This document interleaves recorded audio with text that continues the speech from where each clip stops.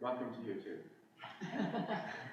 Welcome to the March regular meeting of the Narberth Planning Commission. I'm standing up so I can use my outside voice because this is a big room. If you can't hear me, let me know.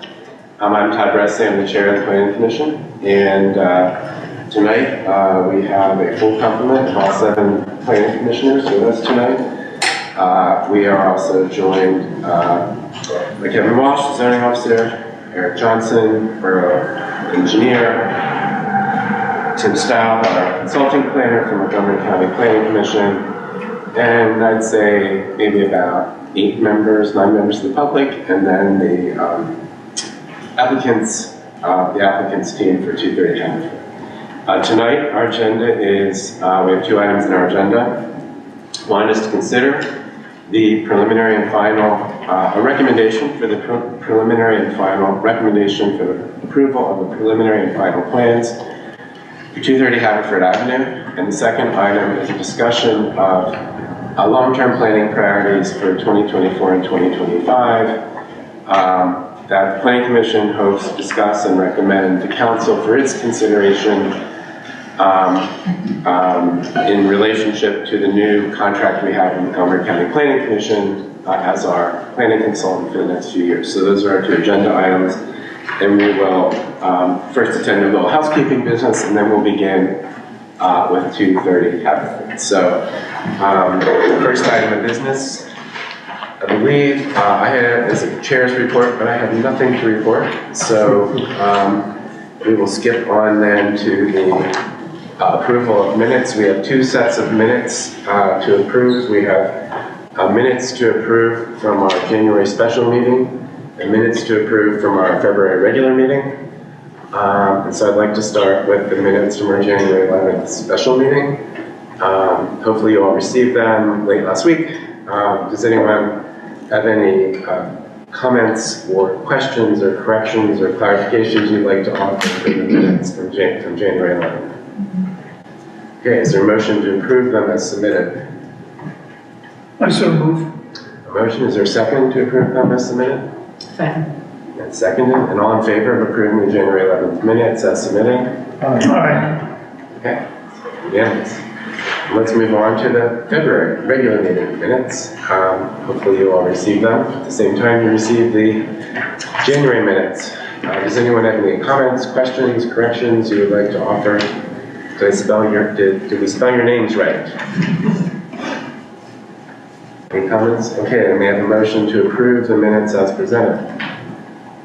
Okay, motion approved. Okay, and is there a second to approve the minutes as presented?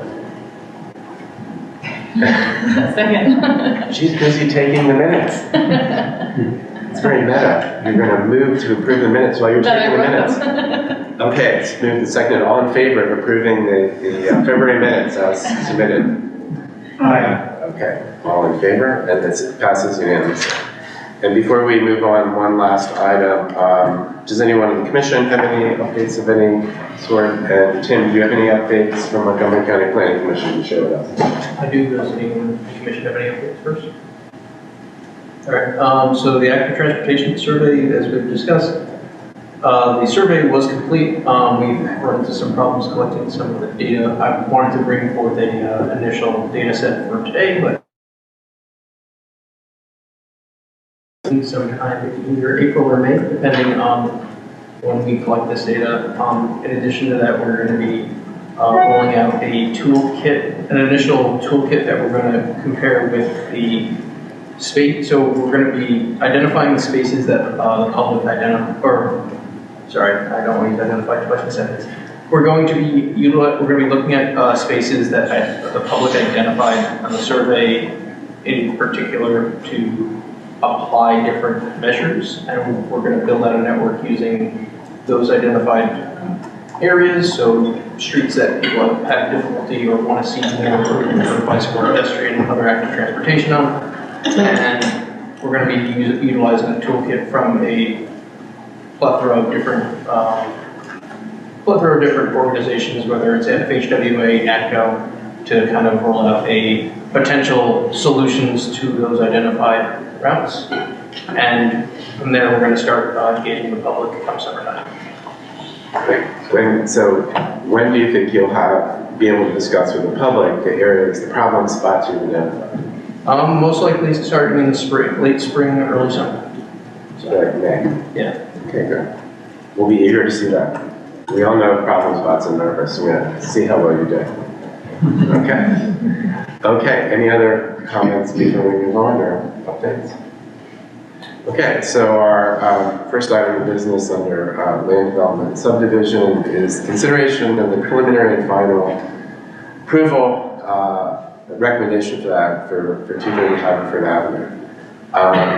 So just a little background. This application has had a lot of meetings in the last month or so. The Planning Commission reviewed the application and focused a lot on design issues related to the application in its last meeting in February. The Historic Architecture Review Board considered the project at its February meeting and issued a certificate of appropriateness for the demolition of the one-story buildings on the south side of Haverford Avenue that are part of the project area. And there was a conditional use hearing after that in mid-February, at which the applicant and council discussed areas of the code that are zoning code, which are called conditional use provisions, where approval of the project can only be given if an applicant meets certain conditions which are spelled out in the zoning code, as well as other conditions which are mutually agreed upon between the applicant and Borough Council. The record of those conditions, I've been told, and Matt West, if you correct me if I'm wrong, were read into the record by the Borough Solicitor during that meeting, so you can visit that meeting tape and hear those. I don't believe they have been circulated in writing yet. So they're not available to read at this point. So the Planning Commission has not seen those conditions yet, but anyone who wants to learn what they are can go watch the meeting tape and you can see the solicitor read them into the record. So those are the steps that occurred in the last month. The decision or the review of an application at this point is governed by criteria in the subdivision and land development ordinance, which outline the materials that must be submitted for both a preliminary and a final plan submission. Typically in Narberth, this is a two-stage approval process, but the applicant has requested that these be considered as a one-stage approval process. In essence, they must meet the standards of both of those approval processes.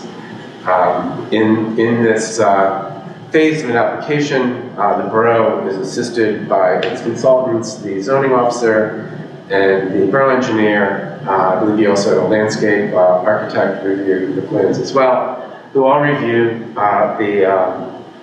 the application in terms of its compliance with the various codes that apply to land development, the subdivision ordinance, the zoning ordinance, the landscape ordinance, stormwater ordinance, and so forth.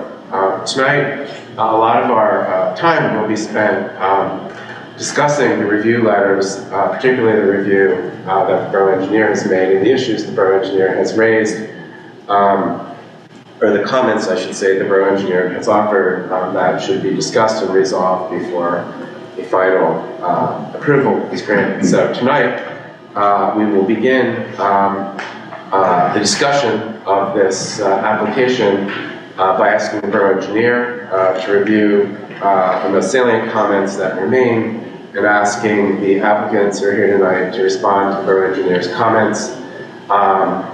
And then we will move on to the second topic, which is further conversation about the urban design and architectural design, which are components of the final plan review. The Planning Commission must recommend approval of those as part of the final plan submission. So we'll be discussing those in the second half of this agenda item. I would like to ask, because this is a long and complicated process, if anybody in the audience has just any process questions about where we are in this process, Yes. When's the demolition gonna take place? Okay, that is not a process question. I'm just asking right now about the meeting.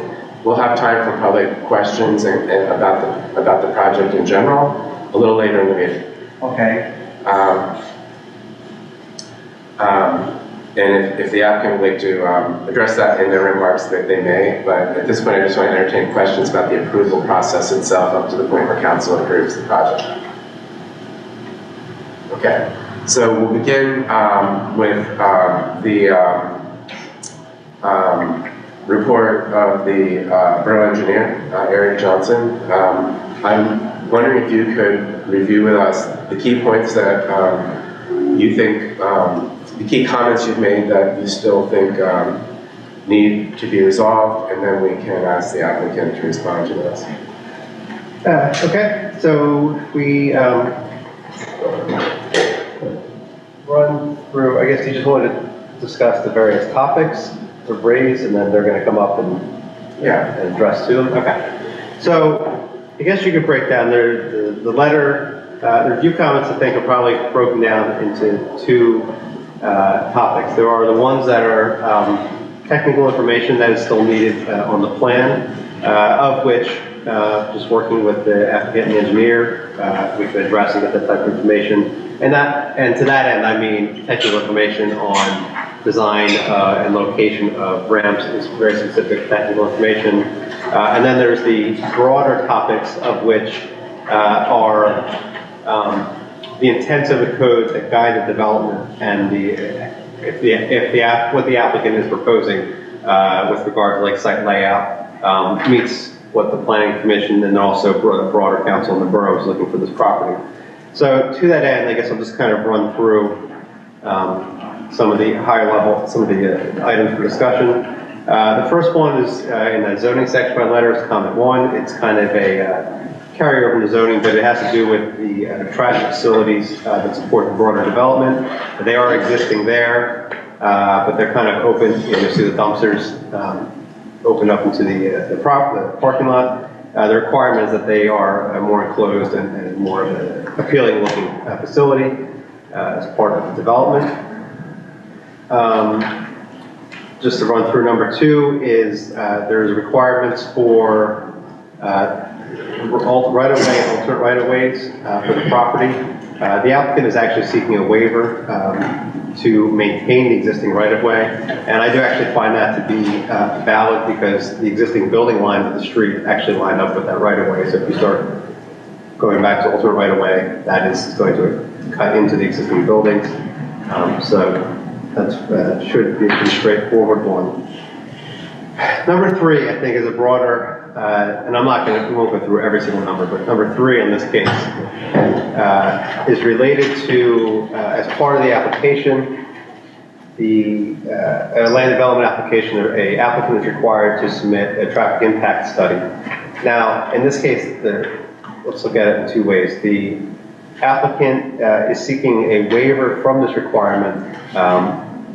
They have done some calculations on the amount of vehicle traffic that will be generated by this development, and it actually, and we concur, it is a minimal change of actual traffic. So it's not really worth having the applicant search out to a whole study for a half-mile out radius from this. It's not going to tell us anything substantive.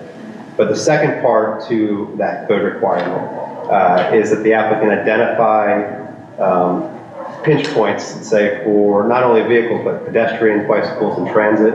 And I think it's worth some discussion on how this proposed development fits into this overall development. It's the train stations next door, our main corridors out front. How are they improving and connecting this development into the overall fabric of the downtown? And kind of correlating with that, number 4 is with regard to bike facilities. This development is located along an identified bike corridor, and with that, as part of a land development, the applicant needs to provide bike facilities that will assist, they'll connect the development into this surrounding. I believe in this case, The proposal is to improve bicycle facilities, storage and short-term storage facilities along the frontage. From there, I would skip down. The next few comments are the applicant will provide some more information on lighting. We'll clean up and get some more information on the E&S plans. Number 10 is worth, I've spoken to the applicant about this. All of the previous land developments recently in the borough, Aqua and Pico are requiring outdoor facilities. And I raised that because this is a tight site, so the applicant needs to take into consideration where and how they would accommodate the Aqua and Pico facilities on the outside. The applicant is proposing, there is a requirement, as we know, for recreational lands. The applicant, I believe, they're proposing the pedestrian courtyard in the center, and also to a certain extent a fee in lieu that to offset improvements in connection with this development.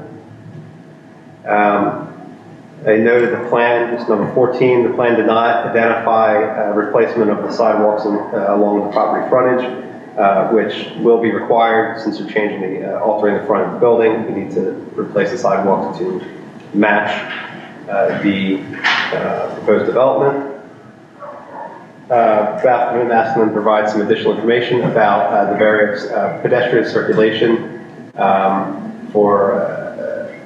throughout the site related to various curb ramps, not only in the courtyard that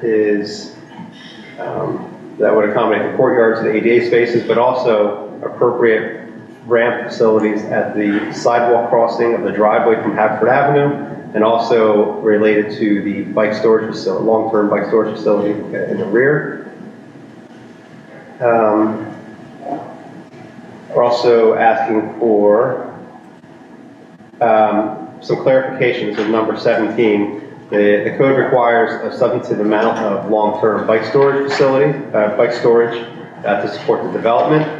On the plan, they do call out a building to the rear, adjacent to the parking lot for the storage. However, the facility, the building does not seem physically large enough for the required number of bike parking. I've asked the applicant to identify how and where that parking will be provided for long-term bicycles.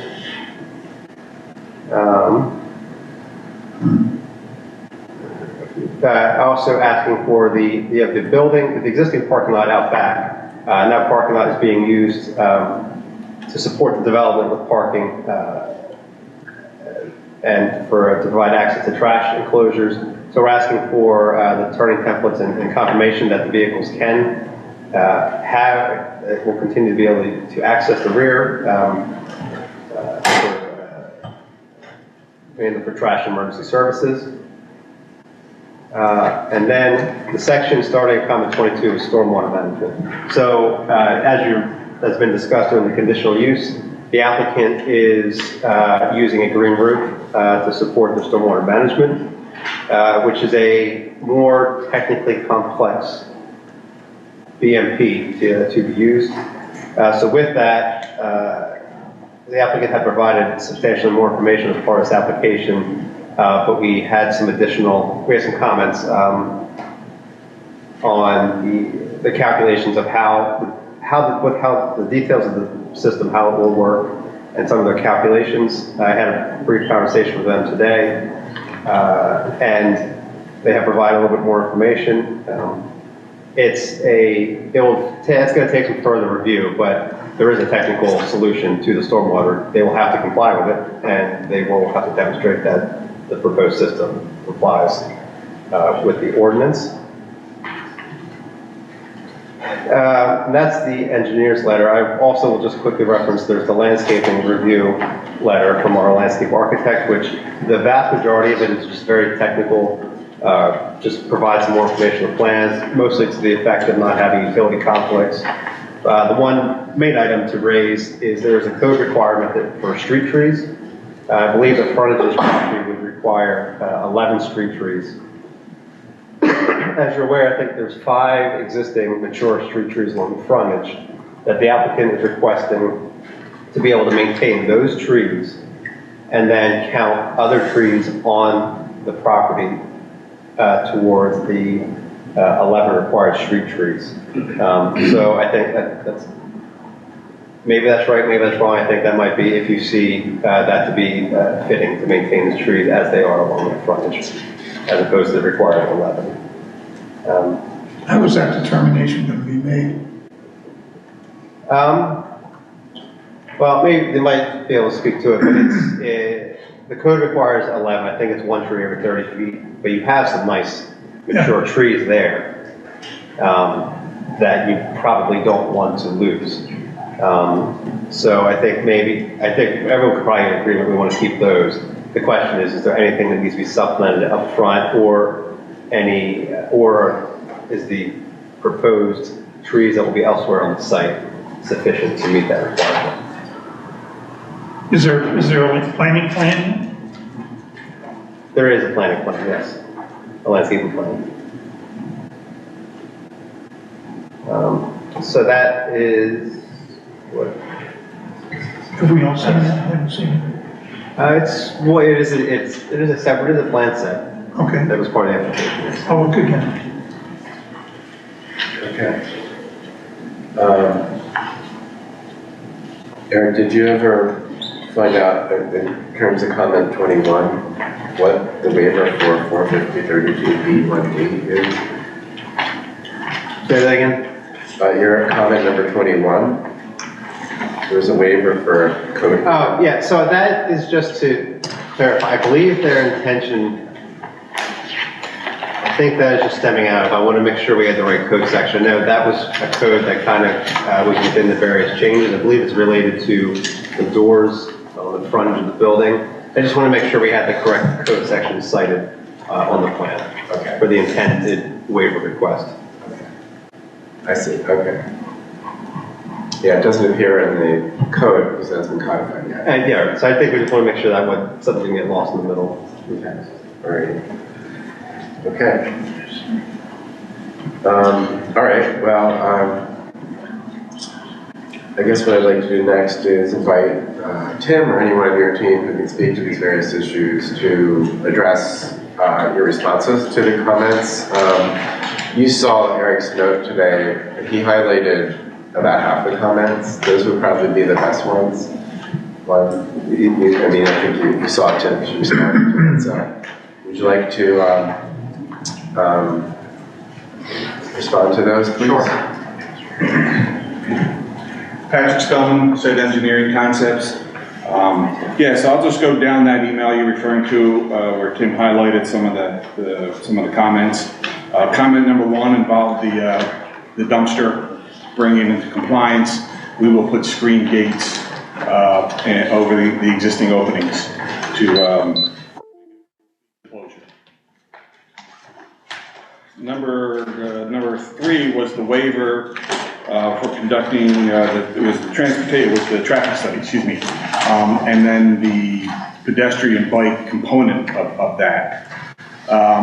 As we've said before, we're not really changing anything with respect to the circulation on the property. Do you want us to put up a plan? Would that help you, or? Sure, if you can. Yeah, I don't know. They queued up on the. Did you bring in? Did you bring in?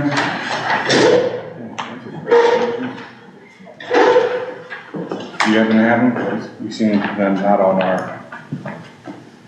space. It's on, just make it.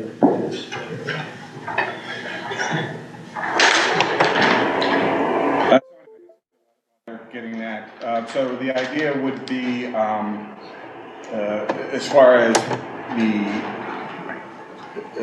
circulation, it really wouldn't change, with the exception really of better connection between the parking lot and the sidewalk, providing that courtyard area, which would allow the easier passage from the parking lot to the sidewalk.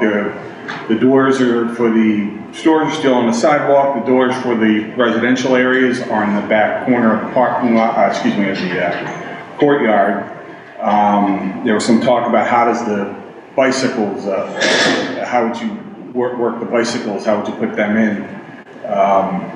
into downtown? And they would go from the long-term parking. They would take their bike back out to Station Circle and take that out to the road, however they were going, or if they were heading east, they would go out through the courtyard.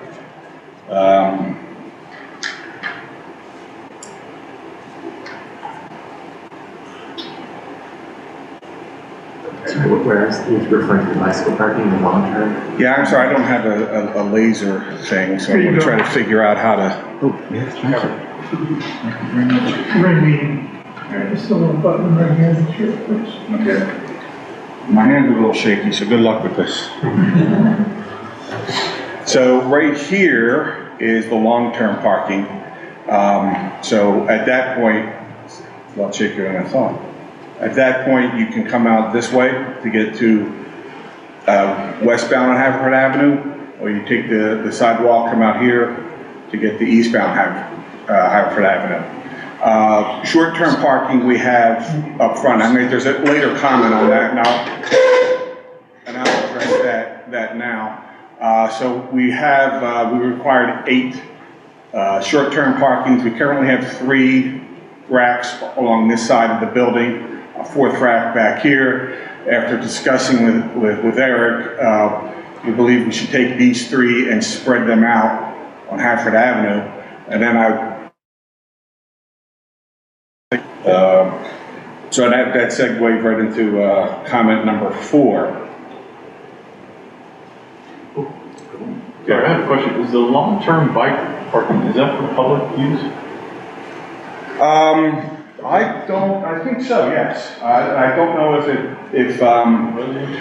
there's, well, yeah, there is, some of it is and some of it isn't. So there's a certain quantity, and I believe that number's 44, that are required for the residents. So they would be residents. The rest of them, the rest of the long-term required for the businesses would be public. And we're, again, another later comment points out that we need to provide those spaces, and we're already working on getting some more long-term spaces that would be open to the public. Does that cover it? All right, so right now we're kind of talking all at the same time about the vehicle analysis and bike parking.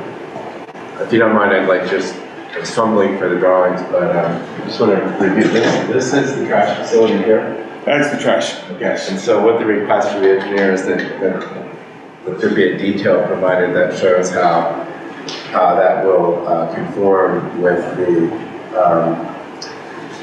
enclosure rules, which I believe, if I'm not mistaken, the whole thing needs to be screened. Correct. So It's basically an upgrade from what's existing there now, which is a kind of a masonry wall around the back. right. So that refuse area has to be fully screened from the public parking facility. So you will provide that detail that shows screening all around. Right. Well, so right now it has cinder blocks. Yeah. Which is the screening for those sides. We have the access in the front, and then there's a pedestrian access in the back that would need some sort of screen gates, whether they're privacy fence type of gates or slatted. We'll have to figure that out, and that detail will be provided. Okay. So then, I don't want to lose comment 3, but let's talk about the bike racks. So is there a bicycle parking site? Okay, so I just want to review the counts here. So short-term residential, so the required short-term bike parking is 7.4, and you're providing 8 in those 3 racks. Okay. 4 racks. I'm sorry, 4 racks. And then long-term residential is 42, and then long-term retail is another 3. If I could realize, that 42 needs to be up to 44. Okay, It's actually 47, right. just the required.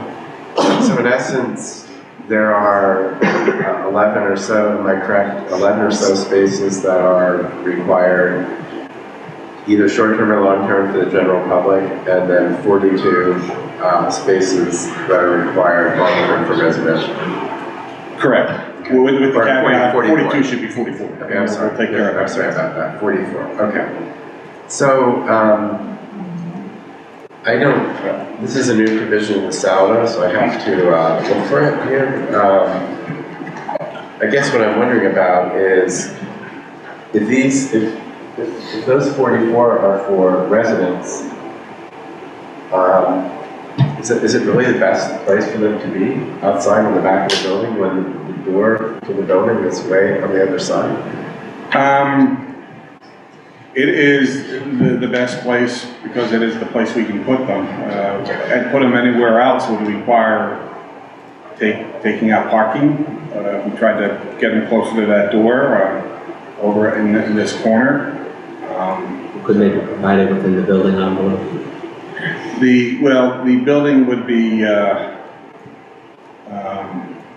so there is allocated for retail space. Yeah, I understand, but they're like, so there's a, secondary residential entrance at the sort of left-hand side of this drawing that, where the stairs come down, right? So, you could have a bicycle storage room for the stairs there, perhaps. I'll have to defer to the architect. For that. Let's do that. Comment, let's get this item squared away. Where's a reasonable place for bike storage in this plan? We thought that was a reasonable place. I mean, it's deceiving on the scale of this. I mean, it's pretty close to the lobby, and it just seemed like a reasonable area. It's surrounded by sidewalk, and what we wanted to try and avoid is decommissioning what could be retail space or having to build, this is a bicycle shed as opposed to like within the actual structure of the building. We're trying to keep the structure of the building income producing, either retail, commercial space. But we didn't think this was inconvenient in any way because it's connected to the lobby by the sidewalk. And I mean, it's a scale thing as well, Bob's pointing out. It's not just a few bikes. I mean, if it were a few bikes, it wouldn't be as impactful to the footprint, but you're talking about a relatively big storage facility there. So we were trying to avoid, again, decommissioning retail space. Sure. Are we allowed to ride bikes on sidewalks in Harbor? Anybody know? No, but so it's 12 by 12 is the dimension, something like that? Or 14 by... 14 by something, you know what exactly? I don't know exactly. We don't. Sorry. And how many bicycles is it supposed to hold? That would hold 40. I know we still have to demonstrate that to our Doesn't seem Cavalrax. big enough, right? Pardon? That doesn't seem large enough, but it's what the borough engineers commented on. Yeah, we have to do now another storage facility for the spillover. Right. So for the remainder, which would be 7, we're still trying to figure out where we'll put it. We'll find a spot. But we're certainly going to find a spot. We will certainly find a spot for them. As far as this not being big enough for the 40, I believe it is. We'll demonstrate to it. We're actually working on the detail now that will inserting the footprint of the bike racks that we have the detail for, inserting it into there, and you can see how the 4 racks of 10 would go. Yeah, I'm still trying to figure. Yeah, I mean we'll work it out with the township engineer as far as getting the 40 in there, and then like I said, the other 7 we're looking where to put it. I would say the ones that are, whether long-term or short-term, the ones that are meant for the public, would it be fair to say, folks, that those would be best to be on Haverford Avenue spread in different areas along, not just consolidated in one place? So I think any bike parking that is meant for the public as opposed to your residents is good on Haverford Avenue, and as you said, spread into different areas. But I don't think, I don't get the sense from the commission here that there's agreement that that is a convenient place for bike parking. I sense that doesn't really create a lot of incentive for people to use bikes because they have to walk all the way along the back of the building to get in. And inclement weather, rain, snow, cold. I don't know if they're riding a bike in the rain and the snow. So we'll have to react here what the client says. We think it is a convenient spot. If they're looking to ride bikes, it's going to be kind of a day that they can and would want to walk.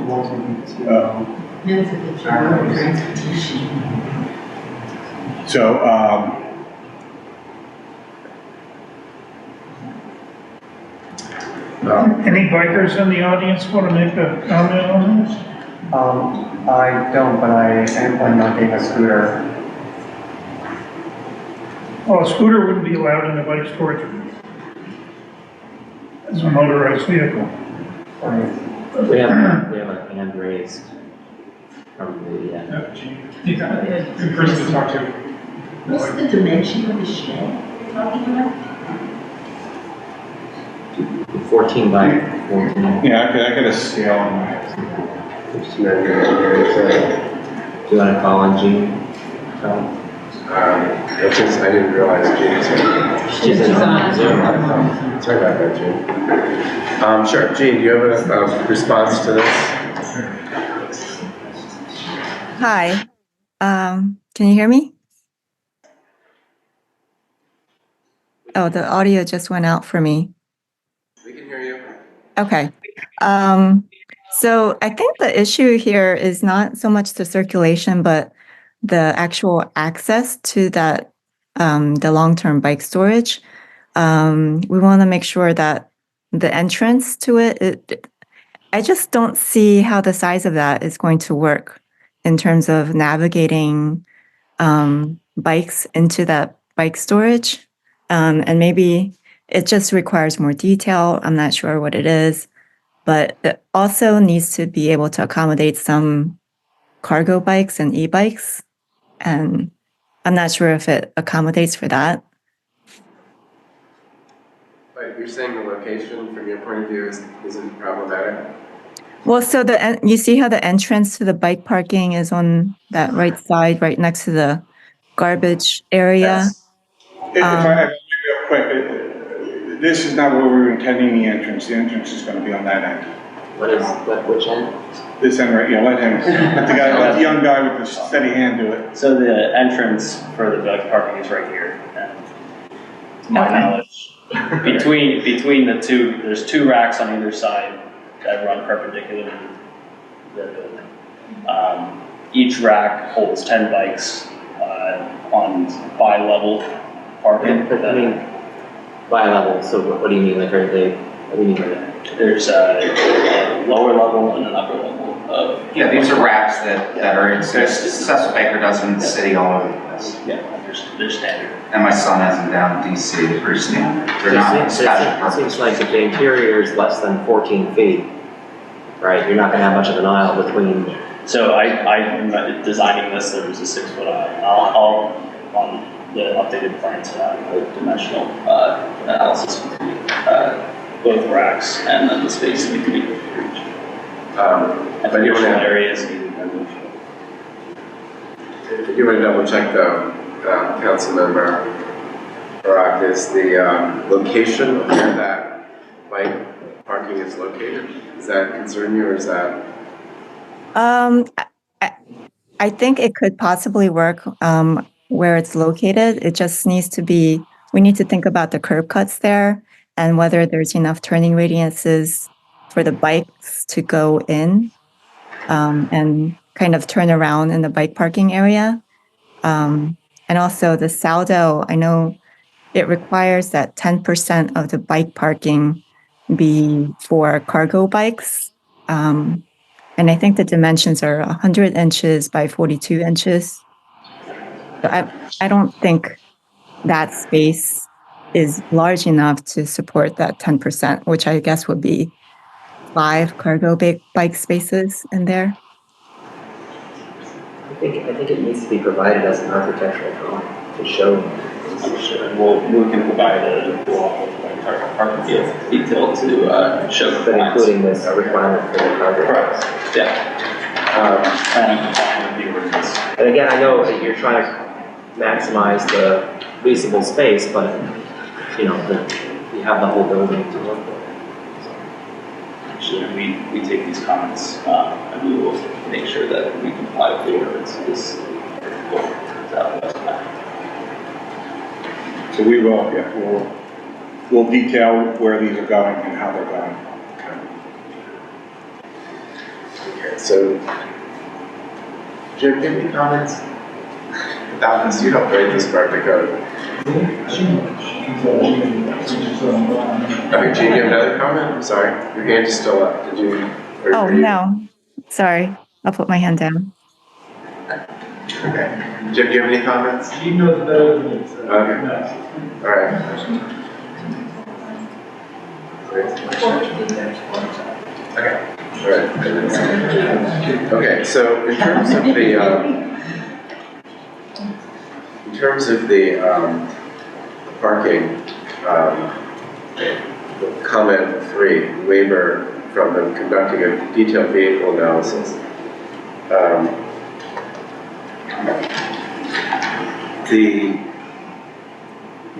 I don't have the actual code language in front of me, Eric, but you've noted in your letter that the purpose is to ensure a safe, efficient transportation network for all users and to identify any transportation problems that may be created or exacerbated in the existing transportation system as a result of proposed development and identify solutions to potential problems to be incorporated into the proposal.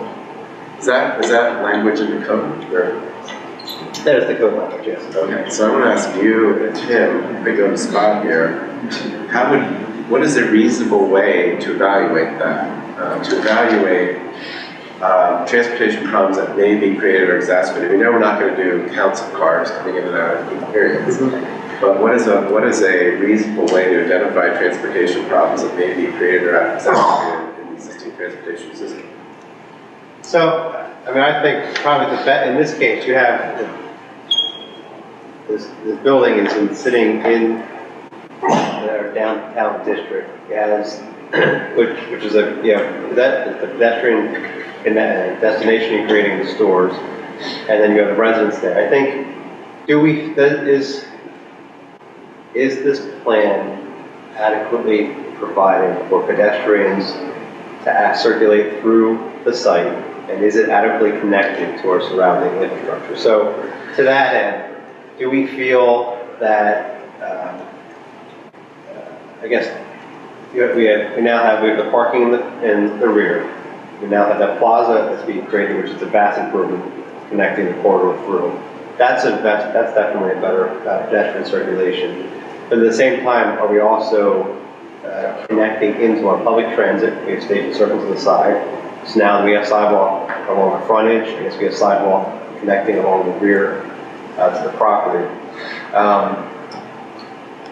And then I would also look at the pedestrian circulation coming from the Norbert Avenue side, which in this case, there's that staircase that's getting assumed to be part of this property. One of the main, and I kind of keyed in on another review comment, is that's a pedestrian circulation route. Someone's coming down that staircase or going from the parking lot up that staircase.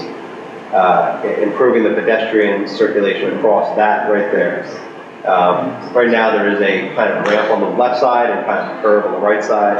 And I think that's a pedestrian route that should be included as part of this project. So, how do I say it's So is it worth considering if there are improvements made to the crossing of Haverford Avenue? Right now we just have, crosswalks or concrete poured instead of the asphalt there? I believe you have the concrete crosswalks. How many here have almost got hit by a car trying to cross Haverford Avenue? So, be honest. I think the concern is because there's parking on both sides, you're not visible unless you're sort of standing in the street. So I'm wondering, is there a way to analyze that? Is it worth analyzing? Can I jump in on that real quick? So in connection with us giving you the waiver, or giving us the waiver for the traffic impact study, we will give you a fee in lieu of that. So the cost of the study will be given to the borough, and the borough could make whatever improvements it would like to Haverford Avenue. We're not making pedestrian improvements to Haverford Avenue. So after our development's constructed, if the borough wants to take the money and make pedestrian crossings or enhancements along Haverford Avenue, that's the borough's prerogative. We think the borough is best positioned to make those decisions about pedestrian improvements rather than the developer of the project. Was that one of the conditions that was? It was not, but but it's something we can agree to in terms of the condition of the land development agreement. Okay. Do you know offhand what that, even order of magnitude, what that contribution would be? About $7,500. That's how much a traffic study would cost? Yes. What's your take on that? I mean, the borough, I know in the long term, there's lots of conversations we get had about what to Station Circle and up and down the Haverford Avenue corridor, which is probably ripe for a more of a comprehensive project in the future, leveraging some funding from there and then also other funding the borough has. That's probably the more efficient way to go about this than to ask the applicant to do a little piecemeal here and piecemeal there.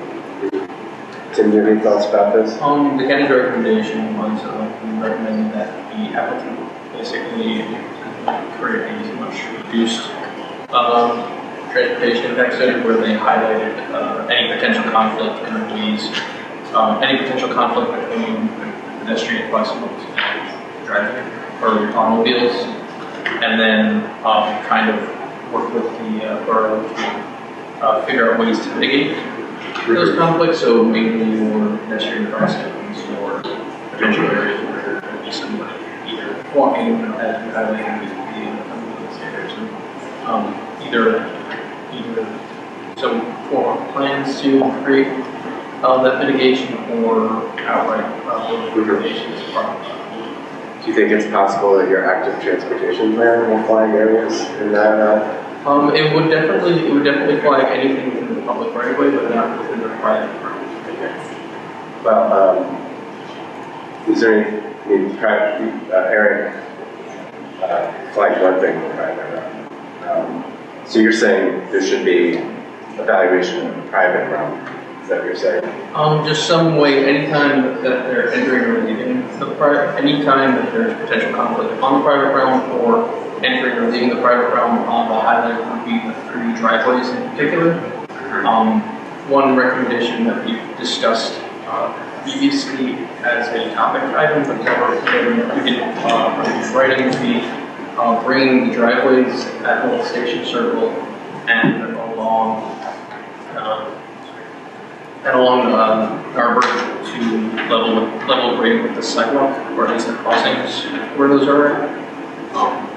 That was one of the items that we figured would be helpful in terms of improving pedestrian access and slowing vehicles entering these spaces. Eric, did you consider those driveway access points as potential areas for improvement as well as the area? Well, they are. So the drive from Haverford Avenue, you guys feel free to speak to it.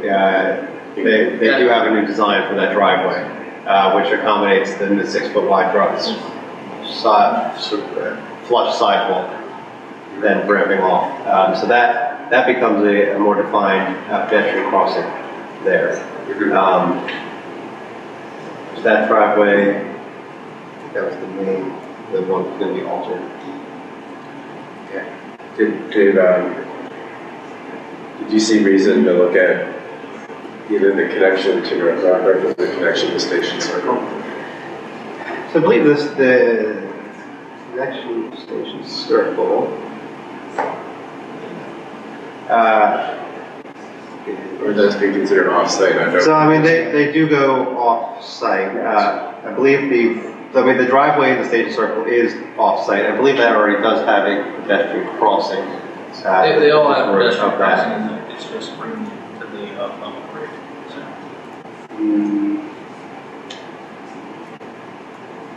I guess what I'm trying to identify, are there any other private, locations within the property that bear further consideration, or if there are other areas of consideration that are the borough's right of way, then those could then be considered under the proposal that Mr. Harris is right? That the borough could make improvements at its discretion at some point in the future. You're right. So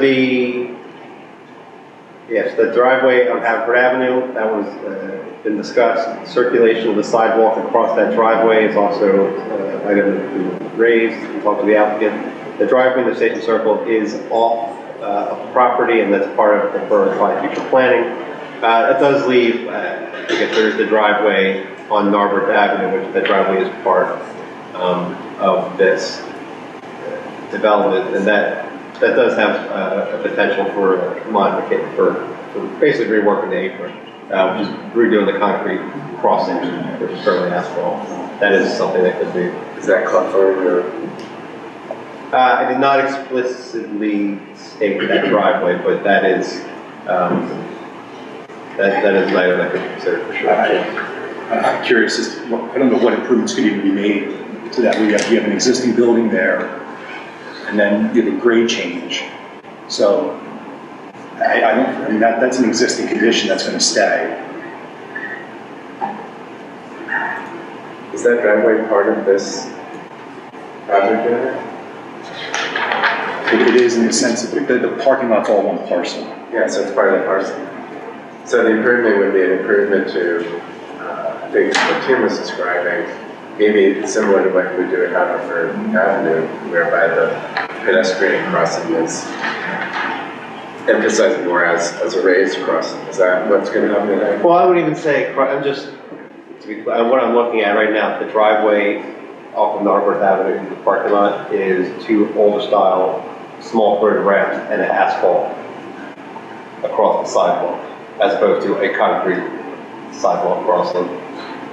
I don't think it's a substantive change to in bringing the sidewalk flush with the driveway with a current, not cracked ramp. Okay, well, I don't want to dwell too long on this, but Aaron, is that something you can take a closer look at? Okay. I mean, I think the spirit of this is to make incremental improvements wherever possible to make pedestrian circulation less dangerous by sending signals to drivers that they're entering into someone else's territory and crossing a sidewalk. That's what's meant. If I may, the sidewalk in front of the little gym building is, I mean, I don't know how we raise that driveway up to meet that sidewalk and not go out to Narberth Avenue with it. Or create we're designing an answer here. We're just sort of saying that is a potential issue to look at, is how to make that crossing safer. I think it's pretty obvious we can't, without going into Narberth Avenue, to change that driveway. I think we'll ask the borough engineer for his opinion on that. I mean, I think I don't know if you're raising a sidewalk at Haverford, is that being raised, or is that just going to be a different? That's already raised. It's already raised. I mean, we do have crosswalks already where simply the material changes, you move the street roads the same. Stamped crosswalk, concrete crosswalks as opposed to asphalt crosswalks. There are different ways to do it, but I don't think tonight our goal is to design it. Our goal is to, you're asking for a waiver from a transportation impact study, which I think we all agree is reasonable, but we do want to make sure that we can take every step we can to make pedestrian circulation on site and around the site as safe as possible. That is what the code says. So I think that on site, the borough engineer has already identified one potential area to look at, which is the crossing of the driveway between the stairs and the plaza. And potentially, we've asked the borough engineer to look at whether or not that driveway onto North Narberth merits attention. He can share his findings with you and then come back and report on that. And I think what's the general sense of folks about payment in lieu of improvements? Payment that is based on the amount of traffic study contributed to the borough to make offset improvements. I think that's prudent because it's a much more complex subject really than just the a feature of this particular project. So I think dealing with it holistically makes all sorts of sense. Right, and that amount of money doesn't really merit digging up ever for that. It's a small project. Okay. So bike racks, I think, is there any other comments about the bike racks, either the number of spaces which do meet the code or the location of the spaces? Well, let's see what you come up with. Well, are we ever gonna see this again? Yeah, I think so. We'll have to consider that later, whether or not we're comfortable with making any recommendations as it is now, or whether we are not. There's a possibility that this is the last time we see this. Well, Is that correct? Unfortunately, we can make recommendations to council about what we think the best course of action is, and the council's takes into consideration and makes its decision. So our option is we can vote to approve or recommend approval of a final and preliminary plan, or we can vote not to recommend that at this point pending the submission of further information or something in between.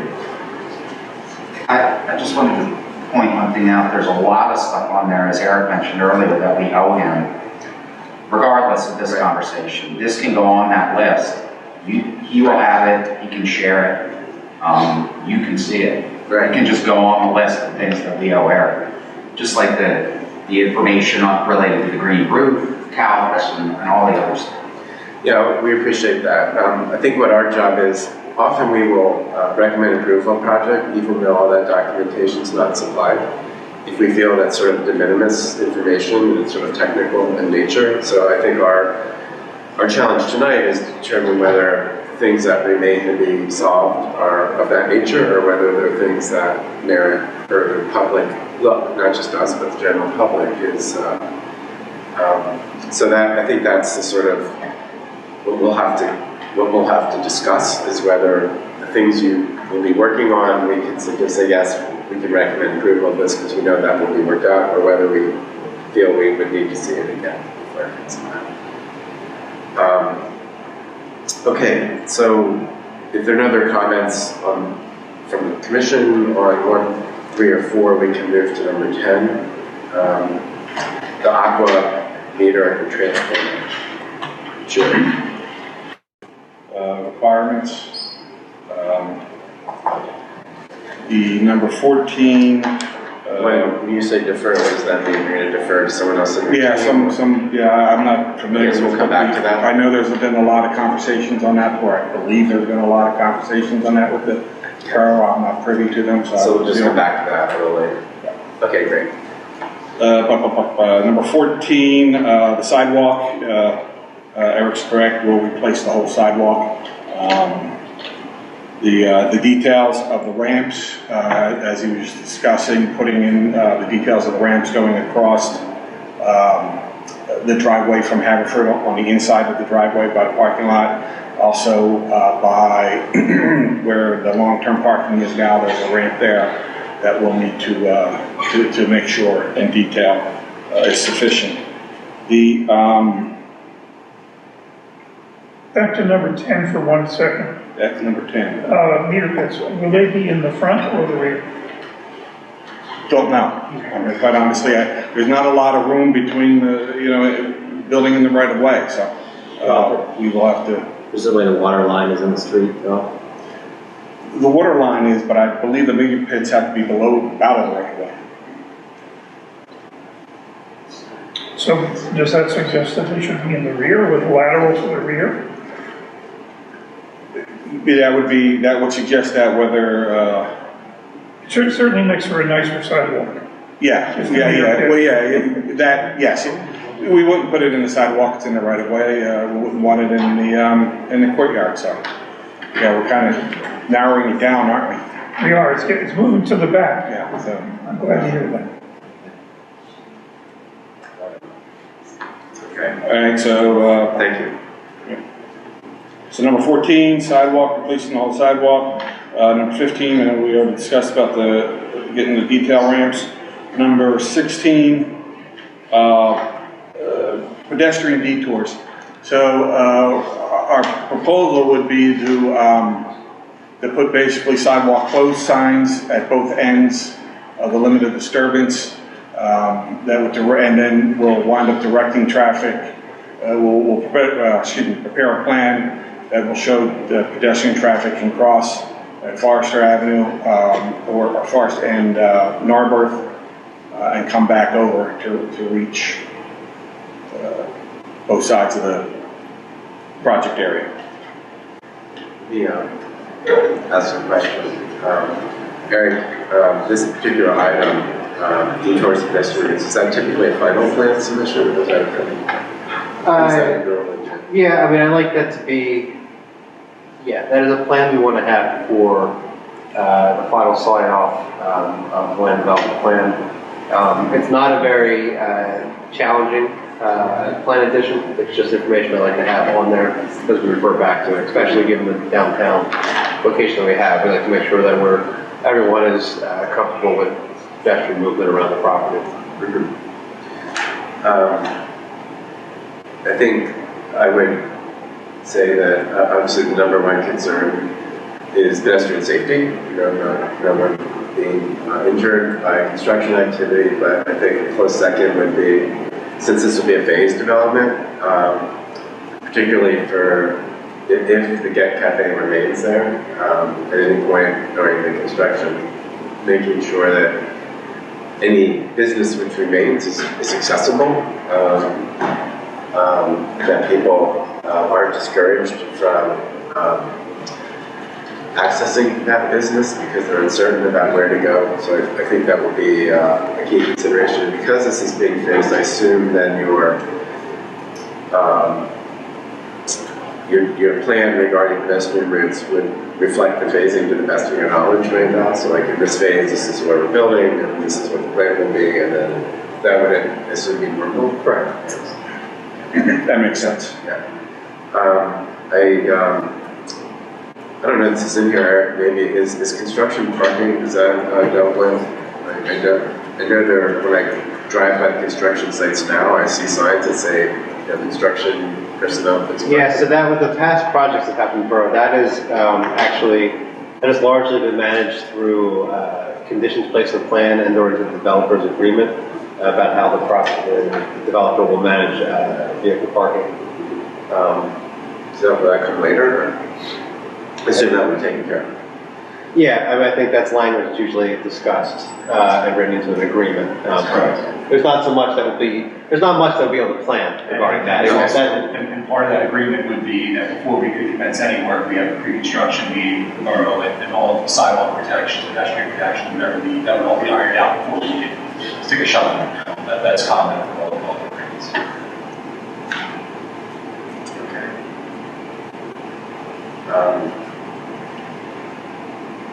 Any other questions about that?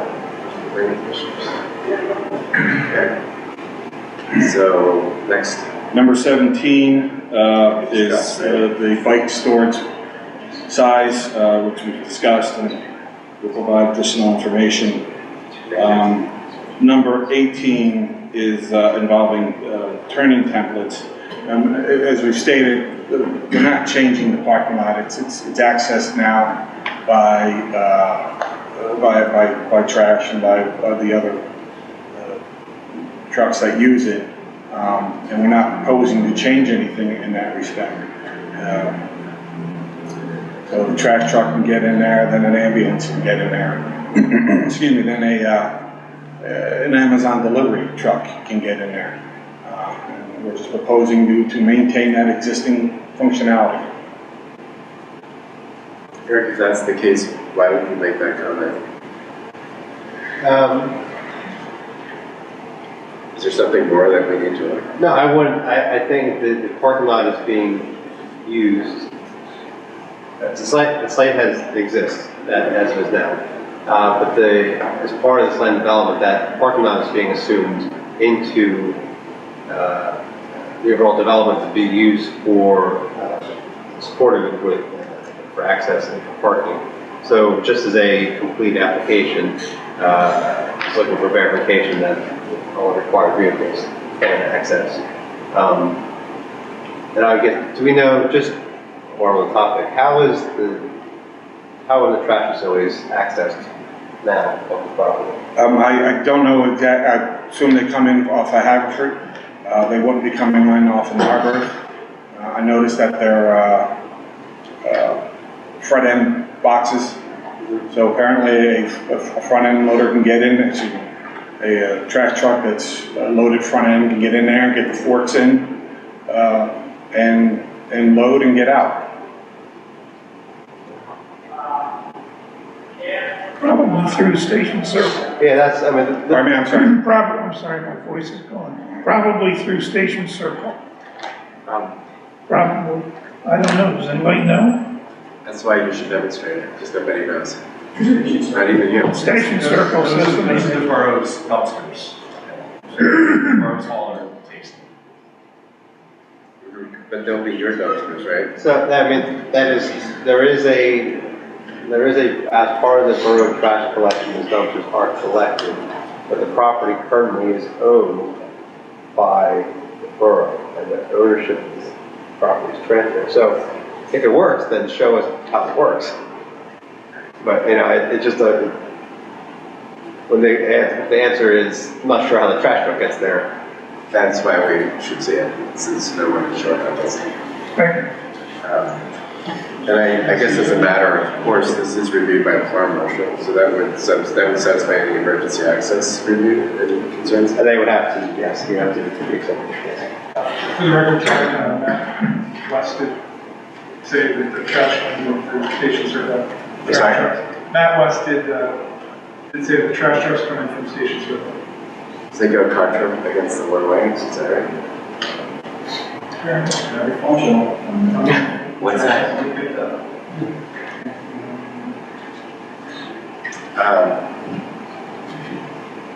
Okay, anything else on this? Stormwater comments. We've gone ahead and rerun the calculations with the increased limited disturbance Eric asked for with the revised CN number.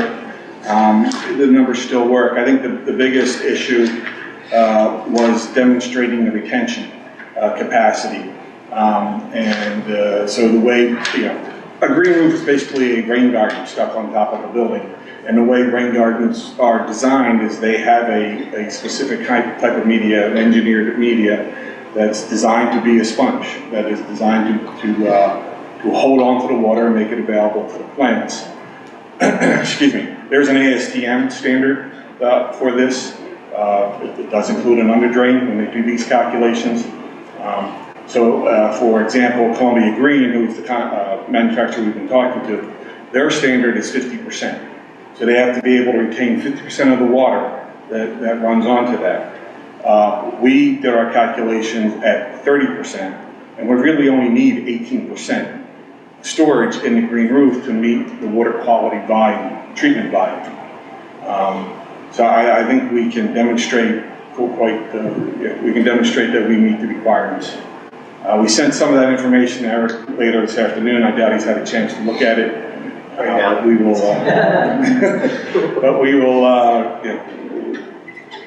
will provide what he needs to know that this green roof does work. I just have a question. How does it get maintained in terms of ensure that it continues to work? I can address that.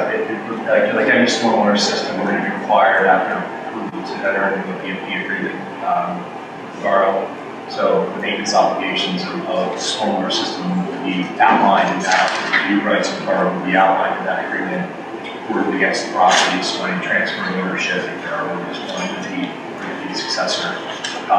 So it's something that the borough has its standard form, and I assume Eric would confirm with their solicitor to make sure that he's satisfied with the maintenance rights and inspection rights over that system once it's approved. It's essentially just a good contract with the borough. So that, the agreement that he's speaking to is the agreement they have to sign recording at the property, which allows us to visually to maintain a regular inspection of the facility, as you would with any new facility for the last 5 or so 10 years. On the plan, they need to put layout a full maintenance regimen. and any BMP needs to follow a particular regimen, and this will have a specific. It's going to require, any BMP is supposed to require annual, semi-annual maintenance. This would be no different. Like when the manufacturer specs to reseed it or something. Yes.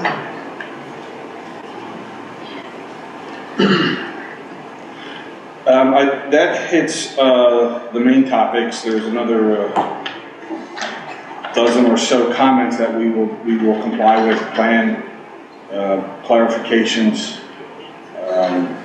on both the site plan and landscape plan. So I don't know if you want me to go down point by point on them, but I will if you want me to. Well, I want to stick on the stormwater for a minute. Part of our, and I appreciate your patience with that, one of our roles here is just to make sure things are explained sort of in common language so the public can understand those things too. I mean, I have a hard time getting my arms around all the stormwater metrics myself, and so we rely on the borough engineer to help translate that a little bit so everyone understands how this will work. So I'd like to look at some of the particular comments, Eric, and make sure we really understand what they mean and how they're being addressed. So number 22, calculations should be provided showing how required water quality volume. 2-year storm table, which sounds to me like weekly, is being infiltrated or otherwise removed, which sounds to me like it doesn't go into the storm system. Right. So could you explain that and how that is being met here, or what still needs to be addressed? Right, and so I'll kind of explain it, and that the additional information that they were describing is kind of getting to this. So it's the stormwater ordinance, one of that is made up of water quality infiltration, which is the amount of water you keep on the site, peak rate, which is the amount of water, how fast it leaves the site. And the water quality is how that's calculated. It has how much runoff is leaving a site today, and how much water is leaving the site now, like a 1-year storm, the most common one, and how much is going to leave at the end of a 2-year storm. And the difference, the net difference, is how much they have to keep on the site. So basically, just think of it as a volume of water that can't leave the site. If you had let's say, a traditional infiltration basin that's in the ground, that volume is just generally the amount of the basin that's underneath the outlet structure, so that it just can't be in the basin and it infiltrates in. In the green roof, and what he was getting to with the soil media and how much water is contained. Can I ask a question about that? Yes. So things we commonly see here are things like rain gardens or sprayers or so forth. Right. Is those the kinds of things you would use to achieve that? Yeah, so in a lot of cases it's infiltration basin, which is basically a tank under the ground. Water infiltrates in. Smaller scale, the rain garden, water filters in, settles, infiltrates into the ground. Those are the most generic forms. A green roof is another, it's a more complex one, where it's another best management practice for stormwater, where the water is hitting the roof, and instead of just going to a tank, it's being absorbed into that soil medium. So the question that we had for this was, if you look at the detail for the green roof, it has the soil media and there's an under-drain below it. And that under-drain, so water would pass through, hit a drain, and then flow out to the downspouts and leave the property. What wasn't clear was, is that soil retaining sufficient amount of the water before it hits that drain and leaves? And that's our conversation today, and the supplement information they just sent was the specifications for that soil that is designed to essentially swell and capture the water for use by the plants. So, yeah, we're working through the technical details, but that is how they are looking to comply with that requirement. So can I ask questions? So I mean, in other words, it sounded like half of the water would be delayed, but would still drain from this particular volume of water. Was it a 50%? So do you want porosity? So in any storm, water there's water that, you have an existing property there now, the water is currently hitting that system and discharging out. The way the code, the requirement of the code is when you build something new on a property, you cannot have more stormwater leaving that property than currently does. In some locations, a little bit in the borough, but largely elsewhere, there's actually requirements that you have to have a significant even like reduction, but the code for this area just says you can't have more leave the property. So basically that net 2 year, the water quality, the most frequent storms we have, that first flush of water, you need to capture that. That can't leave. And that's what the discussion about the soil media would be. Once you get beyond that amount, water will always be leaving a stormwater system as it starts raining. Your idea is just to buffer that, to slow it down so it doesn't instantly hit and flush out. But water will always start discharging out of the system as the rain event continues. So they've provided more information to you. Are you comfortable ultimately that will be able to be addressed adequately? I do. So they either, they'll provide additional information, they'll address the comments. I mean, ultimately they'll have to provide sufficient technical information to demonstrate the system. What are the variables? The type of soil, the amount of soil? Right. The variables in this case, the biggest variable that you have is depth to be able to work with. But ultimately, they just have to provide the proper clarifications in the calculations. So this is just a ongoing discussion at this point? Correct. You have your numbers, you have everything. Okay. So 24 calculation. And technical conversation is not recorded. I think most of it was. Do you remember what we said? Eric, last question. I mean, where the really the rubber hits the road is when all these stormwater management systems are put in place.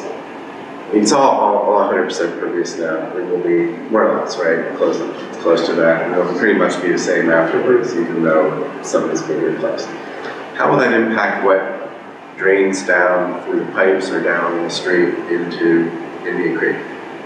Well, so that's the intention for a long time. This area, the whole East Coast, was developed with zero stormwater management. The intention was to just send water to the creek as fast as you can. The current stormwater ordinance that we have started, it's been stepped from the 70s, 80s, 90s. Around 2005, there was a major requirement to install stormwater. In 2012 was really the ordinance we have now.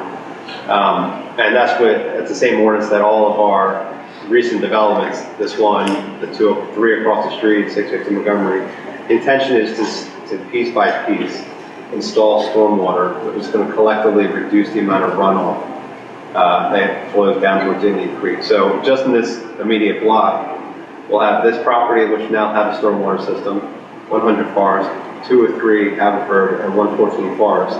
Will all have storm sewer systems or stormwater collection systems that did not exist 5 years ago, which would have on largely impervious lots, which is going to have a net reduction in the amount of water flowing quickly to Indian Creek.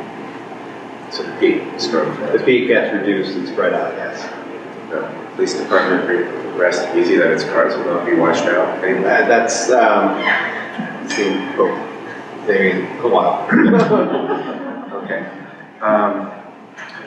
So I guess some of this is you're still working out the calculations about the retention of water and the green roof, but it's an ongoing conversation that we all would expect could be resolved in some time. Correct. And there's no other real issues here that are left to work out. Not this letter, no. Not what I haven't discussed.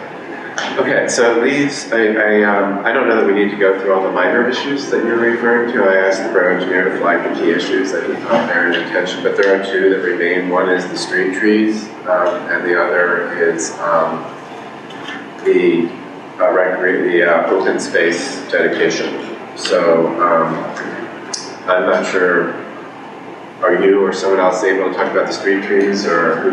Yeah, I'm not too sure what Patrick Stewart and the principal engineer has discussed in detail. I think it's pretty much the way you described it. The idea was instead of, by the letter of the law, we were supposed to remove the mature trees along the street to conform. And so our solution was to leave them in place and then put trees back in the, whatever the net, the delta was, we were going to solve for that back in the parking lot. I mean, that was the general idea, because I think everyone agreed that we wanted to keep those big mature trees. That was the basic discussion, and it seemed like there was not an issue. I'm not aware of any issue. Did you discuss this with the Street Tree Commission? No, but I think the Street Tree Commission will review this at some point. So the number of street trees that are required, are those calculated solely on the basis of the Haverford Avenue frontage, or do those include the Narberth Avenue frontage? So I'll just say I have it up here. This is right off their plan. So the code requirement in this district is 1 street tree for 30 linear feet of frontage. Haverford Avenue, that totals 8.3 trees. Narberth Avenue totals 2.7 trees for a total of 11 street trees. Whereas the Haverford Avenue right now, that's 5 existing along the front. And Narberth has 10. Eric, isn't there a provision in there that an alternative that we can provide would require an amount of trees must be on the site? I believe that is a subsection, the 50704C3, permits street trees to be placed elsewhere on the property. Right, I believe that reads as if everyone's agreeable to this. So I guess if there is a path forward in the code for how for this situation. I think it's do all the necessary parties concur that, I mean, I think we all concur we want to keep mature trees along the frontage, and then to be fine offsetting the remainder as the trees on site acceptable. So there's some combination there. Right. Does this accurately reflect the landscaping plan? Yeah, that's what I was just asking, yes. So we've got 10 trees in the rear, which along with the 5 trees on Haverford, gives us 15 trees. What keeps asking you? Well, these two don't. I guess Believe we're it gonna are ask, property, but so I'm glad you will run this by the Street Tree Commission. I'm wondering, Jim, can I call on you? Jim Spear? Sorry. I'm sorry to interrupt you. We're talking about street trees now. Yeah. And I thought I would ask for your opinion. Do you understand the question we're talking about? I wasn't in another conversation, but I believe it's a requirement that they go in front of a shade tree commission. Yes. But there's a shade tree commission meeting next Tuesday, tomorrow. Right, but I believe you said you would go to the Shade Tree Commission. But I'm curious what your thought is on the face of it. Do you feel like it's good? It's an adequate idea to not put all the street trees on the street that are required to put some elsewhere on the property as it. Well, no, this is why I think we need to really get in touch with the Shade Tree Commission. The Shade Tree Commission has a long-term plan for the street plantings on the whole street. I think they would like at least a chance to coordinate possibly replanting the trees on that at some point. So I would actively encourage that we start that conversation and some understanding. You're not on the commission anymore, are you? You're not on the Shade Tree? No, but I'll be there next week, so. Okay. I just wanted to wonder if they're aware of this being on, is this on their agenda? That's what I would want to know. It's actively talked about, I think they're wondering when the application will come through that they get a bite at it. Tuesday. Wouldn't put it that The way. Shade Tree Commission. So the Shade Tree Commission doesn't meet tomorrow, it meets next week. Next week. Are you all comfortable just waiting here with the Shade Tree Commission? Then the other issue was the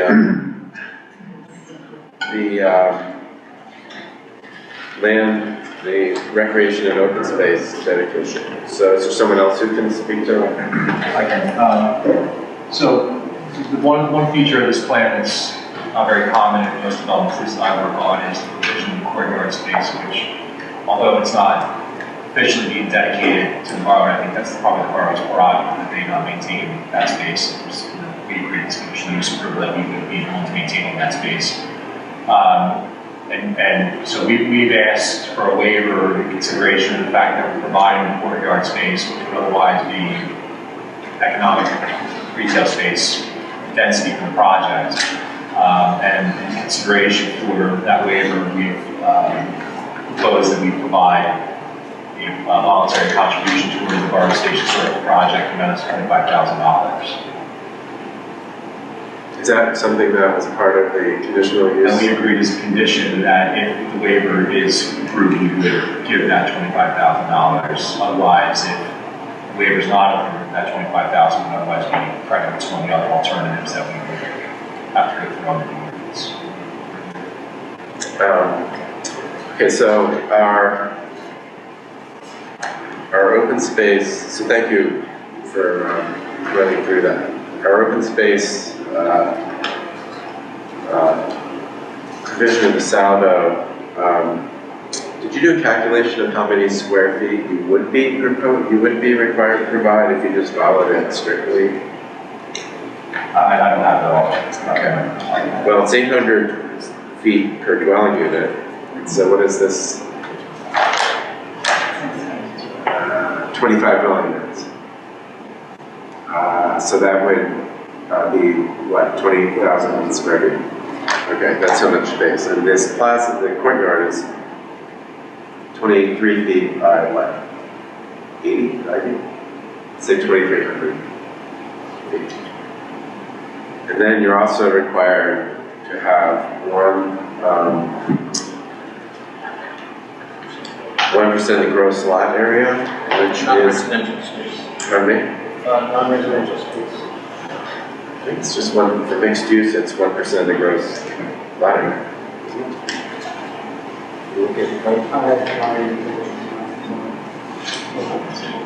Did you do a calculation? Well, okay, so let's just say even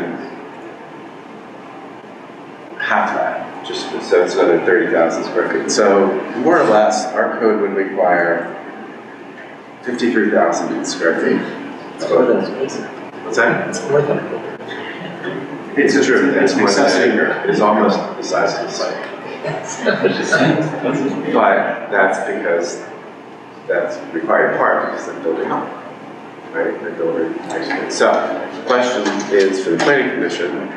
I think what's being proposed here is to provide new open space, an urban open space, a courtyard, which would be, I suppose, an easement that would be managed and owned by the applicant still. And in addition to that, a payment that the borough could use to make improvements to Station Circle of $25,000. And I think our... I think with 75,000, is that what you said?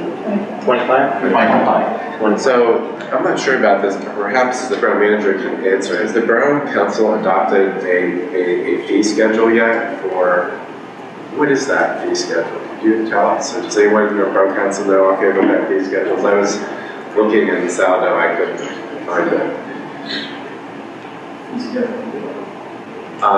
Payment in lieu of open space.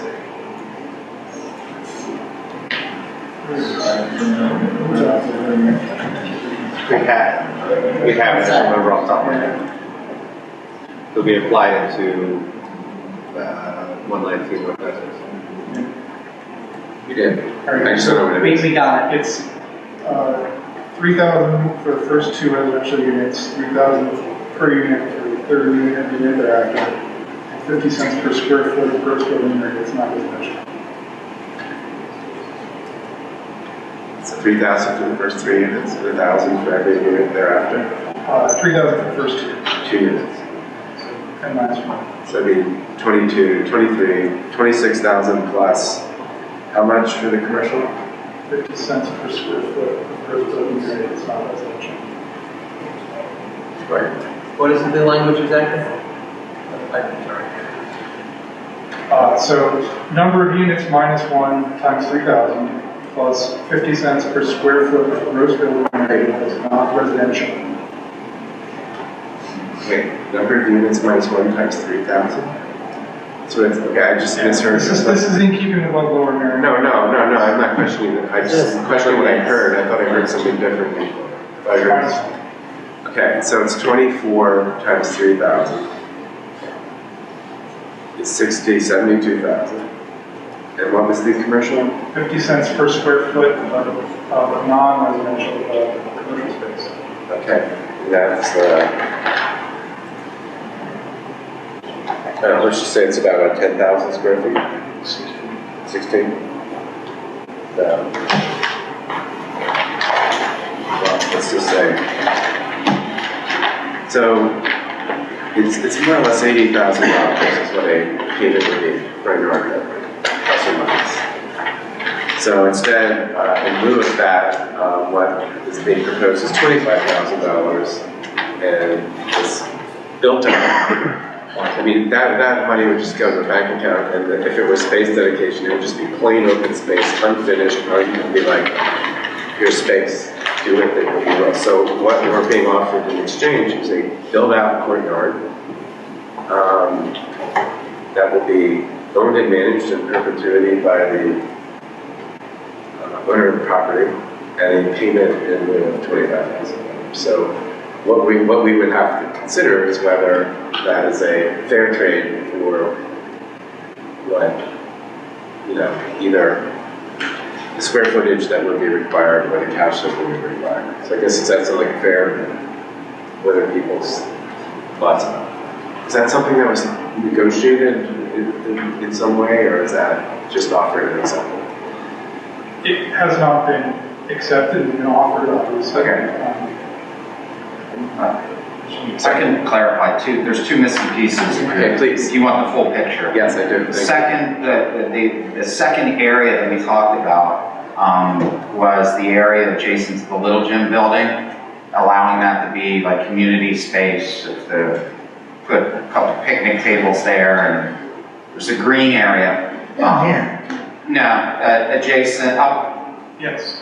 There. Yeah, you gotta keep going. And to the right. Yeah, over there. So that was also an area that was discussed as being a community space. And then the only other thing that I wanted to mention is, in order to understand the big picture, our thought with the plaza was that it's not open space, obviously, in the sense like it's not big green open space, but when you look at what the intent is, I mean, it's a great gathering area, it's a great community spot, and if you look at the foregone value, like if we were to develop that area in the plaza, it would, probably be worth $500,000 to $1 million of value.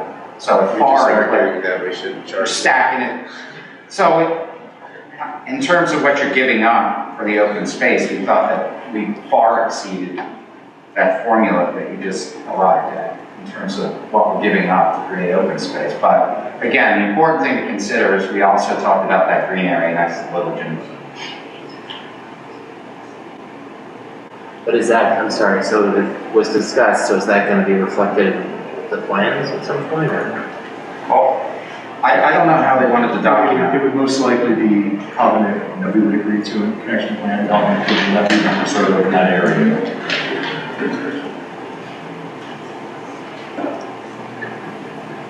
Does it have value?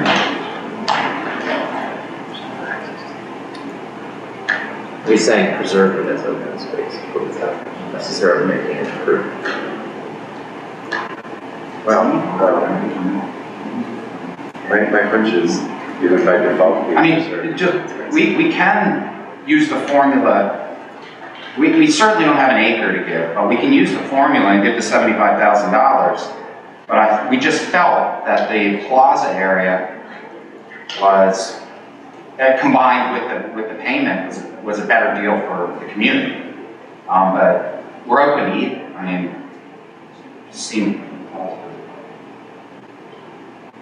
mean, we would. But I mean, I feel like we were on the same page, but it seemed like. It's a better. Oh, we should say that out loud.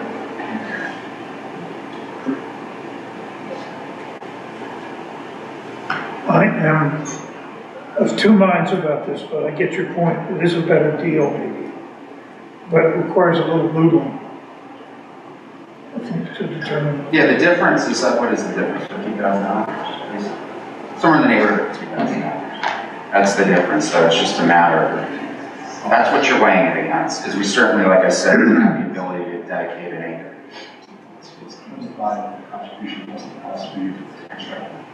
No, what I'm saying is they're getting 25, and if we just went to the straight formula, they would get approximately 50,000. Maybe a little more, like 75, more like 80, I think. Yeah, I mean, but again, we just thought that loss was an area that would be popular. How is it if you provide, I'm just curious, never mind, if they provided part of the open space, then does that count against this payment of open space? Well, I think this is not probably explained in the ordinance, I mean, but the way I would analyze that is if someone were to provide raw space, like just a lawn, you could probably just do it arithmetically, right?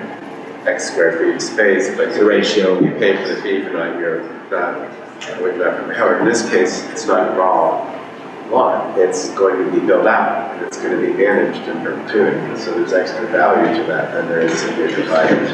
If someone just provides the borough an acre of land, the borough would have to approve it, the borough would have to manage it, mow it, secure it, and all that.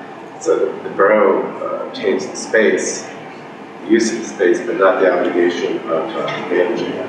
That's, I think, what Jim is trying to say. So it's not simply it's 2,300 feet, but the rules say 25,000 feet. I mean, that's what I'm asking. If folks feel that's a reasonable trade-off. I think it's a fair trade. I prefer to have the courtyard in its developed format, developed and designed and maintained for a smaller acreage. Yeah, I mean, to me, the question is, one, this project seems to have a lot of support with the courtyard in it from the public. Two, the next analysis is if the courtyard goes away and the arborist gets 75,000 versus 25,000, what does that 75,000 go to, and what's the greater good for the public? So what can we put that to better use? That's the real question. So to me, I think the best use for the public is the courtyard for $25,000. When you say in perpetuity, is there a covenant that protects prevents any future owner of the property from capturing that space for commercial uses? If a future owner were to want to take away the courtyard, he or she cannot do that without our council approving a new development plan, land development.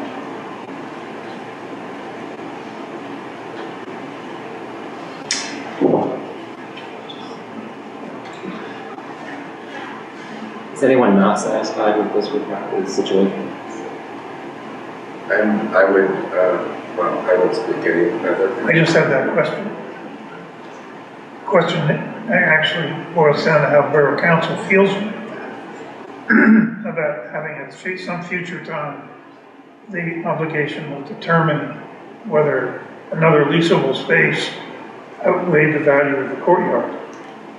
But I think it would be a pretty significant change to the building since the entrance is there. I mean, you know, it seems like there'd be a chance to. And that's a good point. That's another good thought of benefits of the courtyard is to get the lobby entrance off Haverford Avenue. So the courtyard provides that ability. So. No, I get it. We all get it sitting here today. Yeah, no, so that would be a pretty radical change to the building for land development, have to come back in and take that out. Yeah. But anybody that's been to Mumbai can tell you that there's always a way. So would it be reasonable in this, whatever kind of documentation that is developed, to say that if and when it was ever changed in the future, that the open space requirements would have to be fulfilled in some other way? I think it would depend on the ordinance at the time, but I don't, again, it's a record land development plan that can't be changed without the borough authorizing that. Right. Would it be fair to, is it possible to put an easement to, you know, for the pedestrian walkway? Is that, so it's not a dedication, but an easement? That's what you're proposing, right? Not a dedication, but an easement. There is no easement in the plan, right? It's just part of the development plan, but it's not an easement. So it could, that's a different question. So what you're asking is like, what's the best legal tool to ensure that this will be if Jim's worried that, you know, It has the same effect. It's still something that can't be changed in the record without council saying so. Right. The easement would say the same thing. Council can't extinguish the easement unless council says so. But in fact, it's on record, that's the same legal effect. Would it be possible now to say that if this were ever extinguished in any way, the rules that apply now would come into play, even if the ordinance changes, because we are making this arrangement now. And if that were to change 10 years from now, I'm not sure. I don't want to overthink it. I don't think legally you can agree to that. That's a mechanism that when you go and redevelop property, you're not going to develop it. I mean, I don't think the borough would want us to agree to that, because you might have more stringent space requirements 10 years from now. Go either way. So I think what we can report here is that there's a consensus that it is on the face of it at the moment, a satisfactory exchange, but that the commission is concerned about how this can be maintained in perpetuity, what the kind of legal devices that are used to make sure this remains the way it is. And if it is changed, the borough's interests are satisfied, which I don't think we can sort that out today. I think that's our concern, and that's really. I don't think it's, that much of a risk, but I think normally things like this would be covered by an easement. Like it's in New York, right? If you have a mid-block passageway, and oftentimes it's through multiple blocks. The easement, among other things, requires that it be open a certain amount of time. Okay, since you're out in New York, you will find me listed as a contributor to Gerald Caden's book about public spaces in New York. Because I helped him with his research. And one of the things he learned is that no matter how thoroughly you document a public space that is granted through a zoning provision, it is quite impossible that the city planning department will lose those records and subsequent landowners will forget about them. There's one Trump Tower where the agreements were forgotten and had to be litigated about public access to that building and many other buildings. So I wouldn't underestimate the ability for even something. I mean, I work in a field. I've seen the file room, so I understand. I work in a field where people manage public spaces. You won't believe what development agreements are made and are forgotten 20 years from now. I've seen it. So I wouldn't be so sure that. So I think it's a valid concern that put a stone, marker with a chisel the terms. But I think that's not our job to figure that out. It's just our job to flag it, and it's the solicitor's job to figure it out. So I think then that covers all. Are there any other remaining issues with your comments? I think we talked about everything back there. All right, so the next topic we will move to is the design. But what I'd like to do at the moment is pause. The public has been patient, and I will take a break and open up public questions or comments on any matters we've discussed. We can also answer the question about when demolition might occur. That was a question that was raised. So I'll ask whether in the audience or online, anyone would like to make comments about the topics we've discussed already, or has questions about the project in general, but we can answer in a timely way. Nancy, hi. My question relates to the parking. In the back, there's about 44 parking spaces, total 51. So the parking identification, so the lines there do not represent the existing parking. Because there's not 51 parking spots, part of it's blocked. It's a plan. So my question is, with Coolman's Haas, could you tell me again what the numbers are that you're letting to your residents, your apartments? And how do they get delineated? I mean, besides, I heard that there'd be a number, but are they spots that are like adjacent to the building? How does that work? How would you have that set up? Well, do you want to switch off? So your ordinance, so your ordinance your zoning ordinance has a parking requirement. So I believe the parking requirement here is that we provide 32 parking spaces for this development. So the way to think about that is 33. So if we were buying all and constructing a parking lot, we would have to construct a parking lot for this development. We agreed as a condition of approval earlier last month that we would retain 23 parking meters on site. So those 23 spaces, I think, largely represent the retail parking requirement on site. Parking spaces in private retail. And what the parking meters would do is ensure constant flow of retail spaces. So there is a concern, beyond the zoning ordinance requirements that the residential would chew up all the parking there. It wouldn't happen for the retail. For the meter spaces. In terms of delineation of what spaces would belong to the residential, I don't think that decision is made yet, if at all. We just need to require them to be written as part of this plan to provide a certain amount of parking for the residential and a certain amount of parking for the retail. And we comply with that.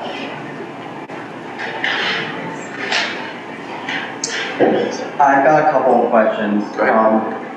When can we expect, State your name. what? Can you state your name? My name is Evan Robbins, and I've been a resident since 2017. And I've actually been, when are we going to start demolition? Maybe you care to address that, Tim? You said Evan? Evan. Yeah, so we don't have a definitive date. The way it works, Evan, in big chunks is that when you get through the approval process and we wind through, there's an appeal process after that. Once that's done, then this person sitting next to you, Nancy, will start on the formal construction drawings, and that takes approximately 6 months. So that gives you kind of a general sense of things. So whenever this process that you're witnessing, this public approval land development process is done, tack on about another 6 months for plans, and then maybe a couple months after that, because you've got to coordinate things with general contractors and the borough. That gives you a rough idea. So that probably will take like 2 years? So hopefully not that long, but for argument's sake, either most optimistically the very end of this calendar year, that would be great. If not, it slips into the beginning of next year. That's when it would start. All right. Also, in the event that GET were to move into a different place, like where the new building is, does this mean that we can demolish the old building where GET used to be? No. No, that's a historically protected property. It's not proposed for demolition. Oh, I see. And another thing, what was I going to say? You work at GET, right? Yes, I do. I recognize you. Yeah, I used to, but Brooke hasn't gotten me my job yet, which I kind of, it's a complicated story, but also, I also have a general question. When does this meeting last until? We usually run out of gas around 10 o'clock. 10 o'clock? Yeah, that's when we all get tired. One more hour. Okay. We try and finish by then. Do you have any other questions, Evan? That's all I really have to say. Okay. Well, at the end of the meeting, we usually save time for additional questions if anything else comes to mind. And I appreciate your patience in waiting to ask your questions. Thank you. Go on. Any other questions from the public or any online? I would like to, one more. I'm sorry. It's not a question, it was just more a comment. Alicia, co-ownership. I just want to thank you all for doing your due diligence, considering the cyclists, and also the transportation, and also, just in general, the downtown Harvard, where obviously we make our livelihood a living.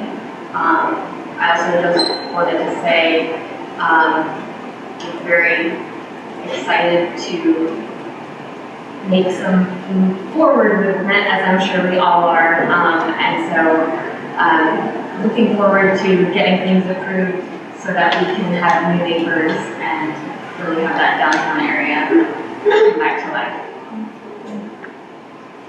Alicia, you come and you say that every meeting, and I don't think anyone's thanked you for what you do to make downtown come to life. Oh, thank you.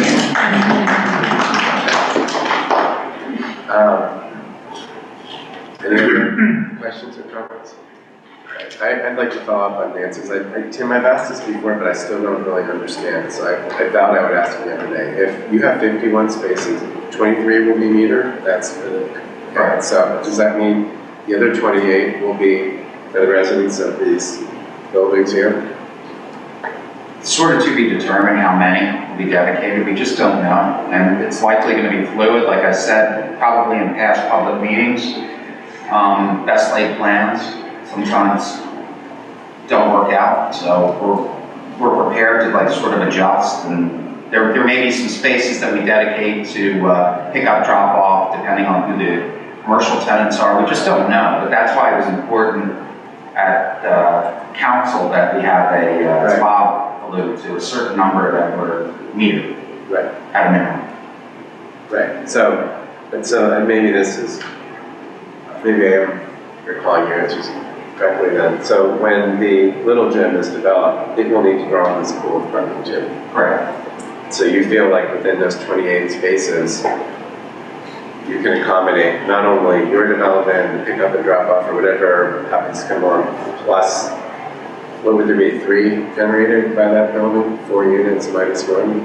The little gym? Yeah. It's 8 units. Oh, 8 units, so it'd be 7 parking spaces required. But I mean, you got to consider what we did, again, by right, we ran it through your overlay district code for 203 and 100, where, if you look at the number of units as compared to how many parking spaces, it's, like I've said at every meeting, we have to screen, and it's not fit for everybody.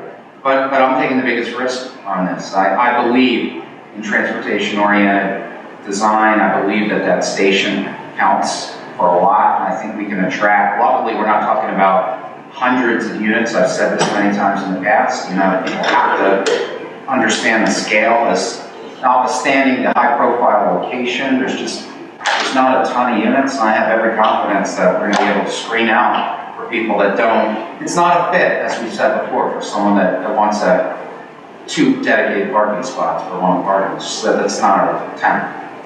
Well, I'm not questioning. Personally, I agree with that. The reason I'm asking is because when you apply for your zoning permit for that building, you'll have to demonstrate that you meet the parking requirements, which you will have to do by demonstrating you're going to use parking that's already been approved for another land development. Yeah, the parking requirement here is 33 spaces. We have 51 in that lot. Right. So from a zoning standpoint, we're over parks back there. But you're giving 21 over for meters, so they count. The meters count for our retail parking. I see. Okay. I believe this all, but I think it would be, I don't know, Eric, maybe you can step in, or Kevin, you're the person who manages this. Can we be transparent about this by accounting in the tables for the fact that some of these might actually be allocated? What I'm concerned about is the public coming back, when they find out little gyms can be turned into apartments, when people go to park, coming in a park, we already approved this project. Is there a way we can make this documented and transparent so everyone understands the calculations not only related to this development, but how the future potential use of this parking pool for an additional building will all be managed so that it meets our code? Yeah, I mean, I'm just concerned about code compliance. Right, that's what I'm saying. We have a surplus of parking from the zoning perspective that could get applied. We give Kevin a plan, he says you need to show me X amount of parking spaces in your parking lot. That would be access to an easement agreement. We can do that. We have the spaces for it. We're not taking them away. So for example, if you put on the plans, is he asking, do you want to anticipated future use? 31 needed right now, kind of? That's where the chart says. Yeah, okay, so it does, so yeah. And they're saying 51 provided, 31's required, which is true. When they come back in, it's a little bit tricky too, because right now they are calculating the parking based on kind of a generic retail use. That might change whether they do a certain office that has a different parking requirement, and then when the little gym comes in. So when I'm doing analysis as these tenant fit outs come in or the little gym gets converted, we're looking at it as one site. And we'll never go over the 51. There's even the most dense use and the number of units that they can maximum they can get out of the little gym, we'll never get over 51. Well, I intuitively agree. I'm just wondering if that can be shown in any way so the public understands that there's a chart in our plans that shows what we provide for this development. No, I expect. No, I think are you going by the quantity? I think so sheet 5 it says parking spaces. Okay, parking lot. Are you getting at what is like the? Do we show that what could potentially be on this collective site in the future will be accommodated? Like like a worst case. We can't do that because when you put a note on the plan, it becomes a restricted covenant against the property. So I wouldn't allow them to do that because you could eliminate parking or reduce your parking. So what we have to do is when we come with an application to Kevin for the conversion of the building or a new restaurant or something, we have to demonstrate to Kevin that we have adequate parking on site. That's our obligation. It might be worth also that the unique situation of this parking lot is this is a currently municipal parking lot under a repurchase agreement. And so this is not only is this parking lot accommodating these buildings, it is also maintaining a certain amount of publicly accessible parking. Right.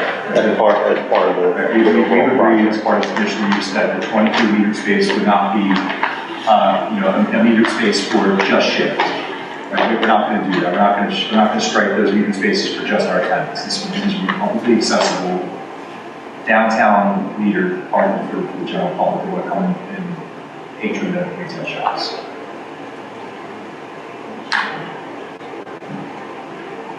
And that was one of the conditions that was agreed to? As a condition, we agreed to that. We would not restrict those meter spaces to just our tenants. It's 23 open meters. 23 is. Right. If I may, there was considerable negotiation over the sale of this parking lot between council and understand. Now we're learning about it. So how do you manage it? What's to prevent me from going and parking in the one of the parking spaces that is meant to be left over? If I'm just going to the shop. Well, it depends what the use is. If it's if there's a sign that says this is pickup drop off for tenant XYZ and someone parks in it, then it's the same. I guess the same process if someone parks the car in here, it has to be actively managed. Yeah, I mean, so there is a plan. Signage, yeah. I mean, yes, signage. So, okay, so I can understand why you wouldn't want to make a certain kind of commitment and then is it possible to make an agreement that any future development plans that will change the parking counts as proposed here, although Kevin probably has the ability to just sign off on it administratively, come back to the planning commission? We can't change a use on the site without Kevin, without going to Kevin. If it meets after this value? Because it's a matter of great public interest, and the public should have the right to see the decisions that are getting made. I think that, the applicant is saying is that with the mix of uses proposed for the site in total, it satisfies the number of parking spaces. Correct. However, the complication is to say, wow, but 23 of them will be metered spaces. Okay. But I think we're sort of, I mean, that's, I don't know what other facts are going to be discovered by this discussion. No, but what I'm saying is, sooner or later, the little gym will be turned into apartment buildings and will. Apparently eight apartments, so I mean, that's where it comes down to. 8 more apartments. Right, which will change that chart, which Kevin gets to review and approve, right? And I'm just saying, does that merit a public review, just to make that conversion a little gym takes stress off that lot, just as I pointed out in the past. Like if that were to stay commercial, it would most likely require a lot more parking than 8 units. 8,000 feet of commercial, buildings 8,000 feet. I mean, I understand that from the point of view of how it's actually used. I'm strictly talking about ensuring to the public that our code requirements are met in the most transparent way possible. I think. I don't understand. Well,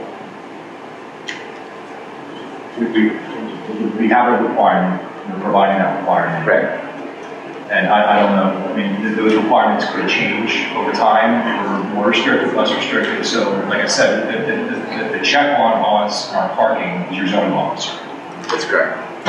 We can't do anything, like I said, we can't send him in to convert a space that's general retail to a restaurant without Kevin looking at the parking. That's right, and that's how it should work. That's all, yeah. But what I'm asking is, I'm asking my colleagues here, does it make sense for Kevin to submit those? Just as you know, when 650 Montgomery came and changed things, they had to bring it into the planning commission. And they were going to change to fund, which actually is a big issue here because a final plan will be approved at some point, but then when you lease up, you may need to make small adjustments. And with 650 Montgomery, every time Adam had to make a small adjustment, he came back to the planning commission and showed us his plans, and we said, great, go ahead and do those things, right? So, I can't comment on what 650 Montgomery had to do and why they had to come back. But if we do a conversion that's as of right, that's a permit. We shouldn't have to come back and demonstrate parking compliance. We only have to demonstrate parking compliance here zoning laws. If we were to be in a situation where we can't comply and require variance, that may be a situation where we have to come back to you and present that to you for recommendations in zoning hearing. I don't know how that works there. But again, we are over park, and I'm sorry to keep jumping in on this. It's just there's a check on this that a very capable zoning officer will oversee here. I can't have these additional notes on the plan that would be required of us that would otherwise be required by another applicant.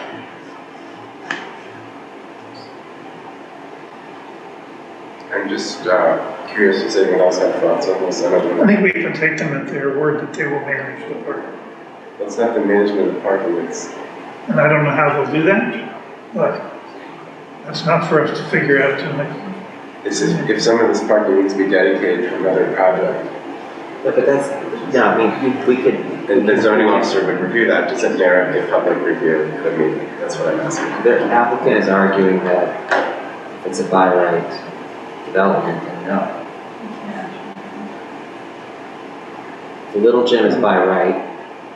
Well, it's only by right if we use question, right? That's all it is.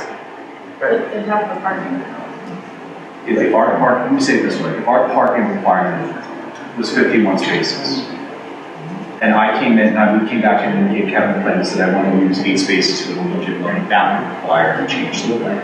So we would need to come up with a way to show you that we can satisfy that. Here, we have a surplus of parking that can be allocated to the little gym to the extent you have to provide parking. The challenge is that I don't know what the code, like in terms of the mixture of spaces driven by the program, and the 23 meters, we think of those as being commercially oriented, then you only end up with 0.9. off-street spaces per unit when you do the little gym for the total project. So it puts pressure on the 23 meters if your tenants bring more automobiles than that is all.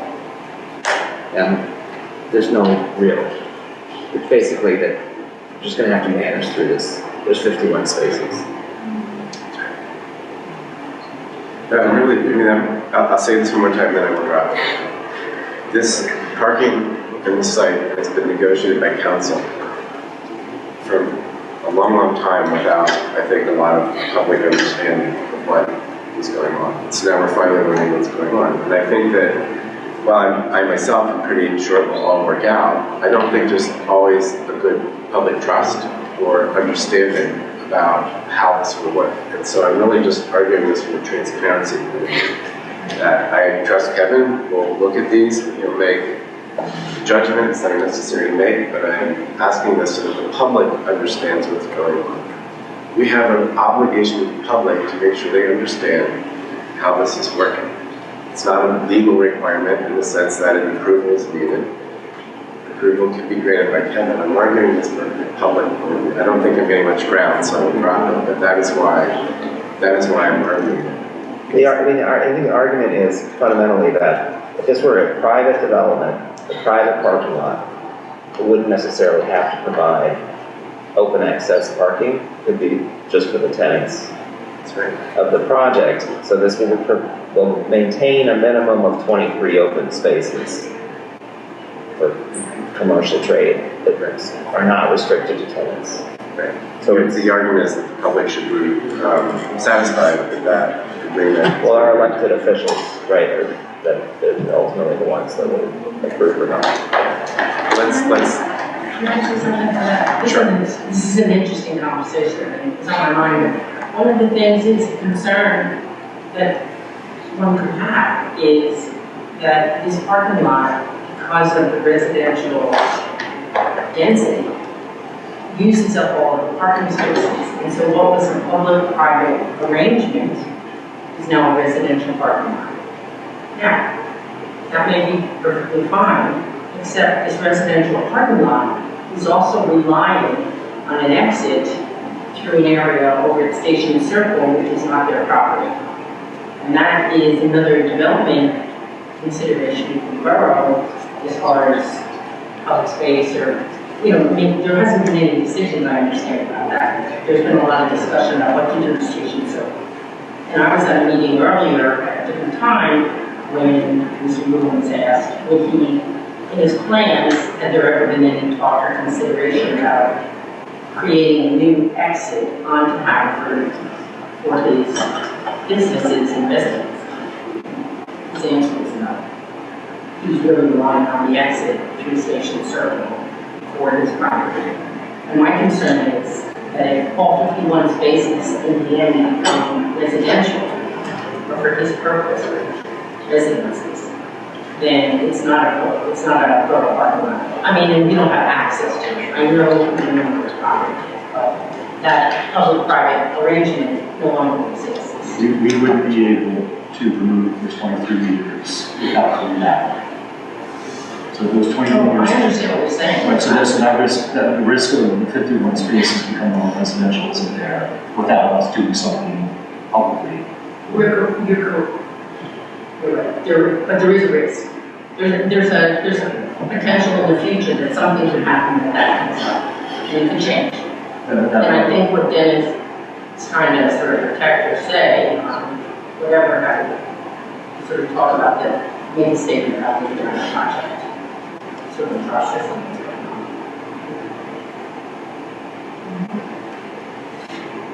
Okay.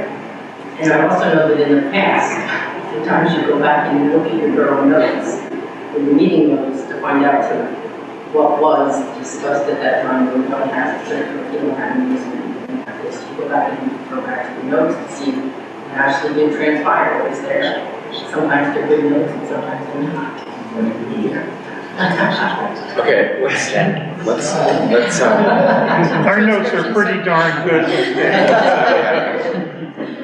Let's move on to that point and talk about, I'm going to ask Jim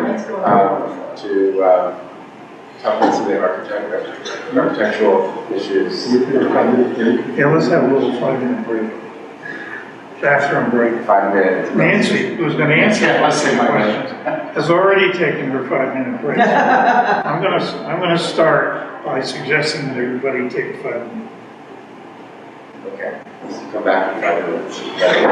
Not a 6-minute break.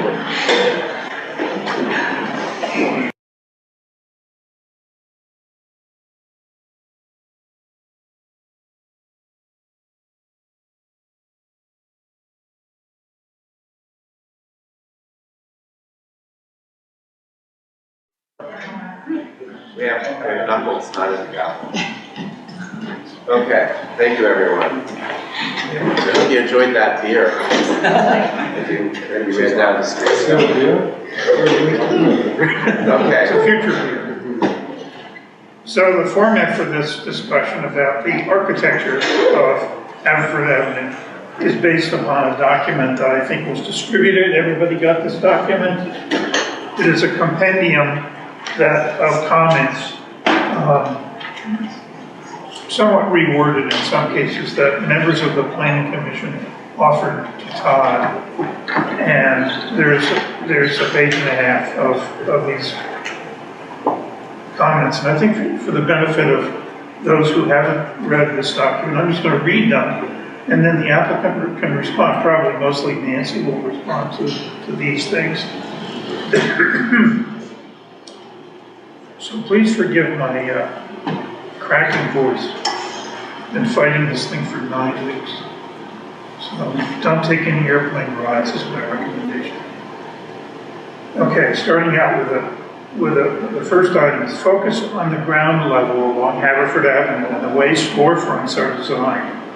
Only 4 doors are shown across the entire length of the new structure, with a 5th coming off the plaza leading to the apartment's entry lobby.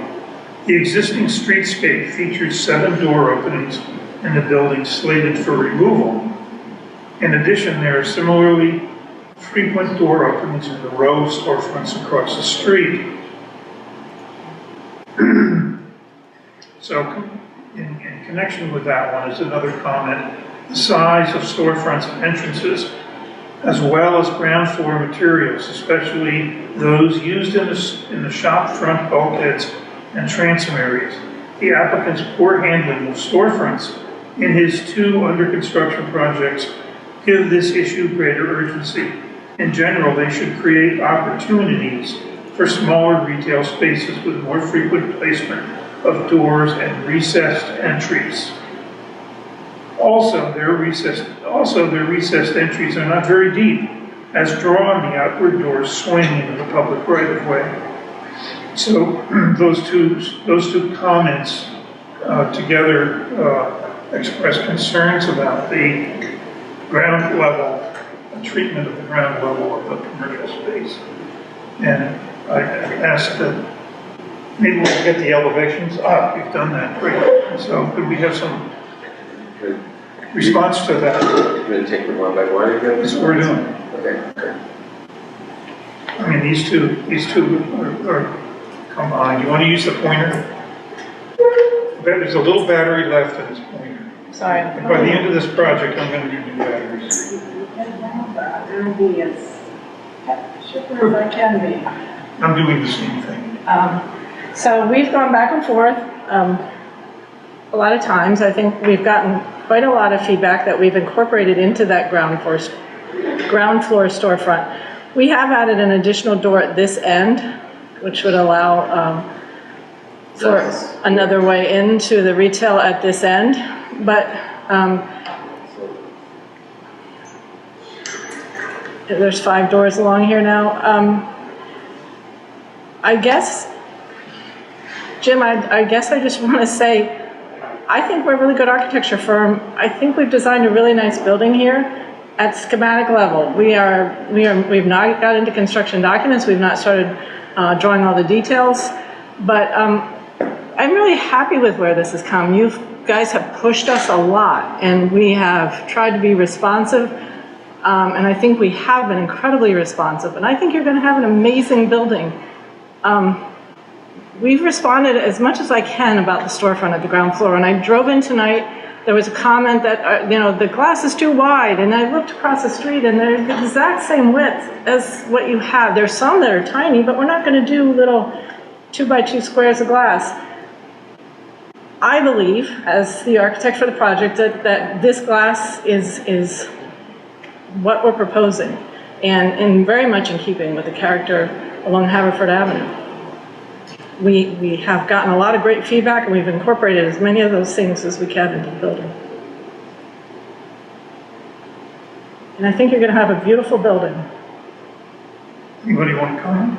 I also there is still a note on the drawings, which I think is a valid note, that the doors can't be finalized until the tenants are finalized. So the elevation, based on statements already made, is probably going to change again when the tenants are established. If there's going to be more than 2 tenants, there's going to be different door configurations and window configurations. So I'm not sure if, how much we can edit or continue to comment on it if it can't be finalized at this stage of the project.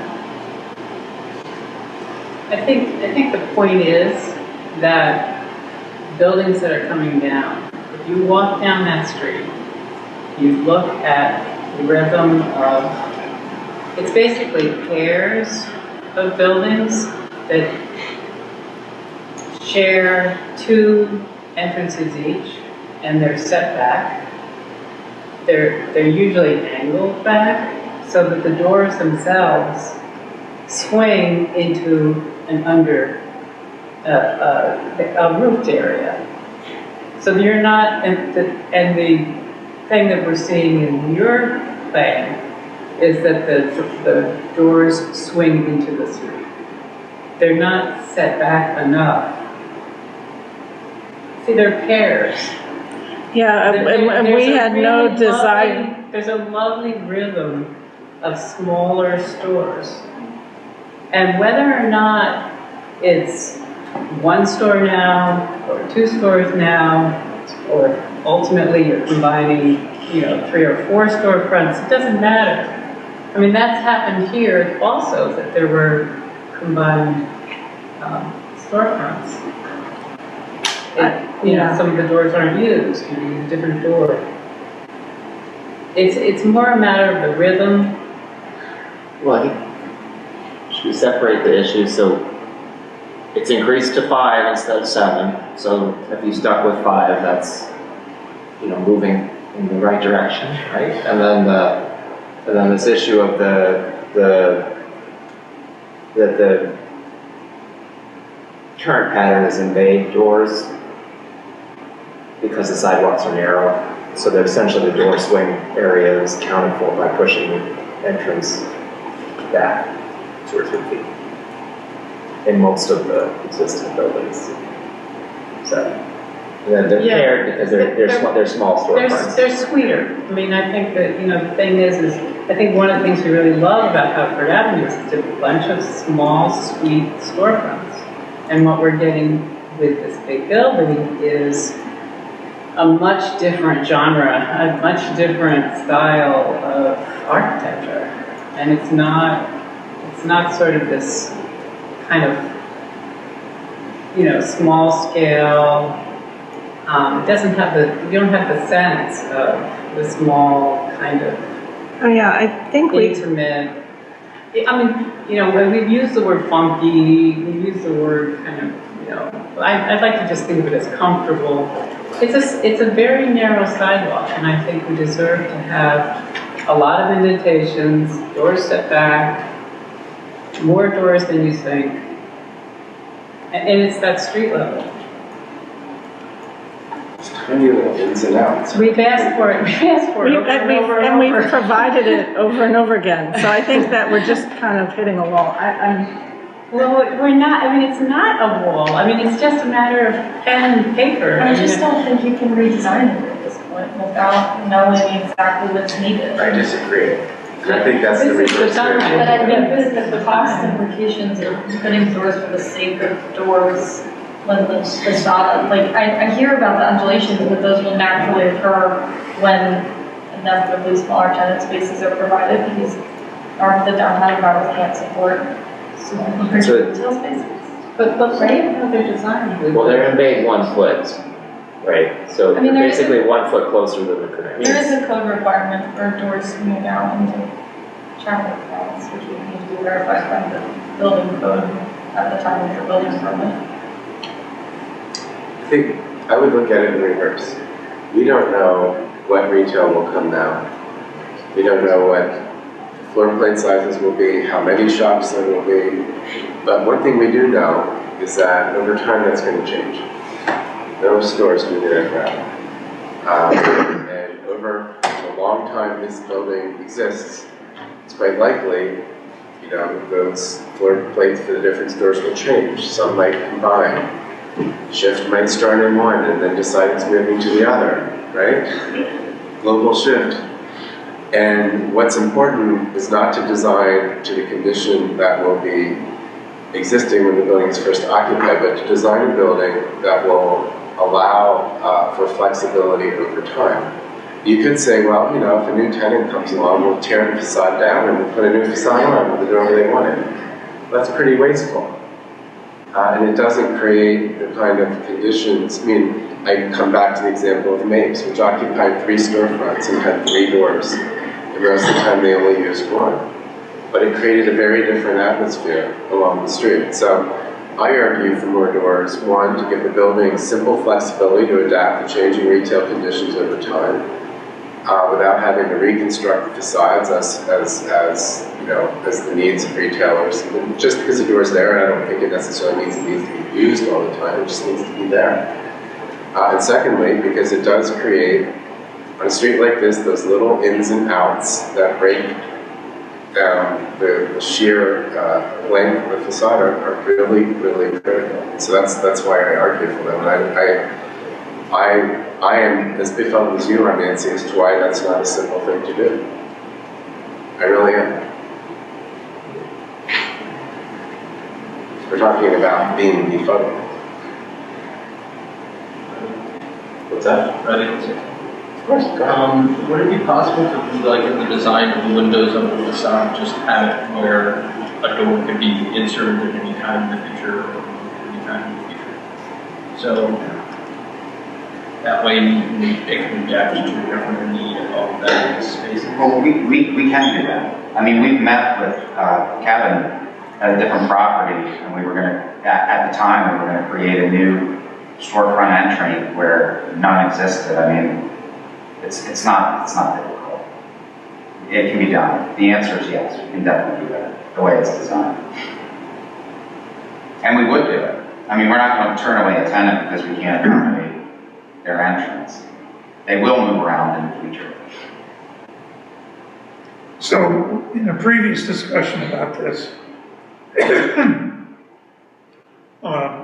it was suggested that the first floor provide not necessarily 50 doors to accommodate all possible future configurations of the demising partitions inside, but rather that the street level be designed with indentations in it that would be, I think we used the word door opportunities for now and in the future. That means a different look at how the first floor meets the street, meets the sidewalk.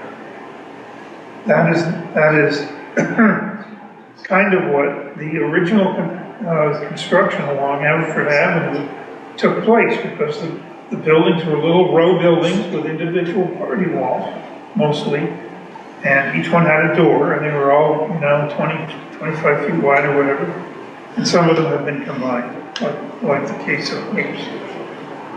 But the experience of walking down the street is the experience of walking past a sequence of these indentations, which is very comforting to pedestrians, particularly on a rainy day.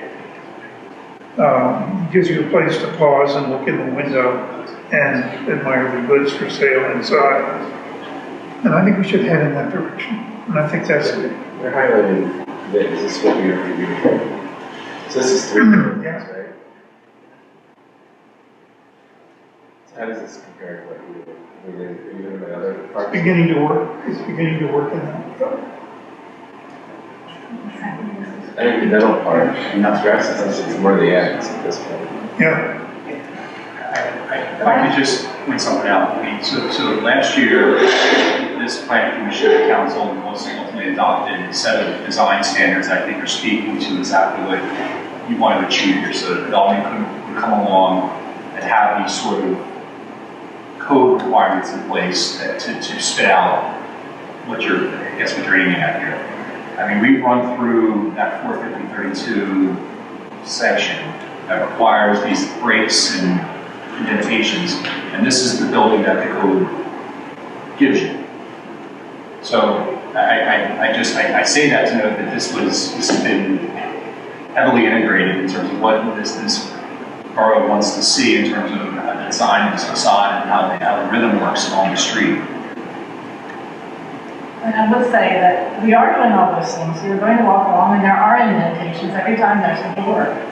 Every time we go to look at adding more doors here, you lose this sense of all the separate buildings that we also are working hard to create. So it's not as simple as going back to the drawing board and just adding the doors you want. We do that and then you lose a sense of there being the building at the corner and then the 3-story portion and then the 2-story portion and then the setback. You really start to lose that. We have looked at that. I haven't gone back and ignored you all, but it doesn't work. And this is what we're showing you. In our professional opinion, meets your code, meets, I think, the intent of what you've been describing to us all along really, really well. And I guess, and I don't want to sound frustrated, but I am kind of frustrated because I feel we've worked really, really hard and been very, very responsive to both your code and what we've heard from all of you. And I sense the frustration. I think that perhaps it's not coming through as strongly because we're perhaps being, we may seem critical, but I think we probably can acknowledge like the applicants working with everyone to try to meet the goals and making a lot of progress on the massing and moving to the, and to just, I mean, I'm not saying I have all the answers or know what's the best thing 20 years from now, but like if we look at this drawing, right, can you imagine taking one of these window bays and making it into a door in the future? It seems possible to me. I mean, I think you can work with this facade, right? Whether or not it should have been a 2-foot or 18 inches instead of 12 inches, the setback, or whether the rain protection could be a little better, I think, could still talk about that, but does it meet substantially the goal of the modulation? It's probably pretty close, right?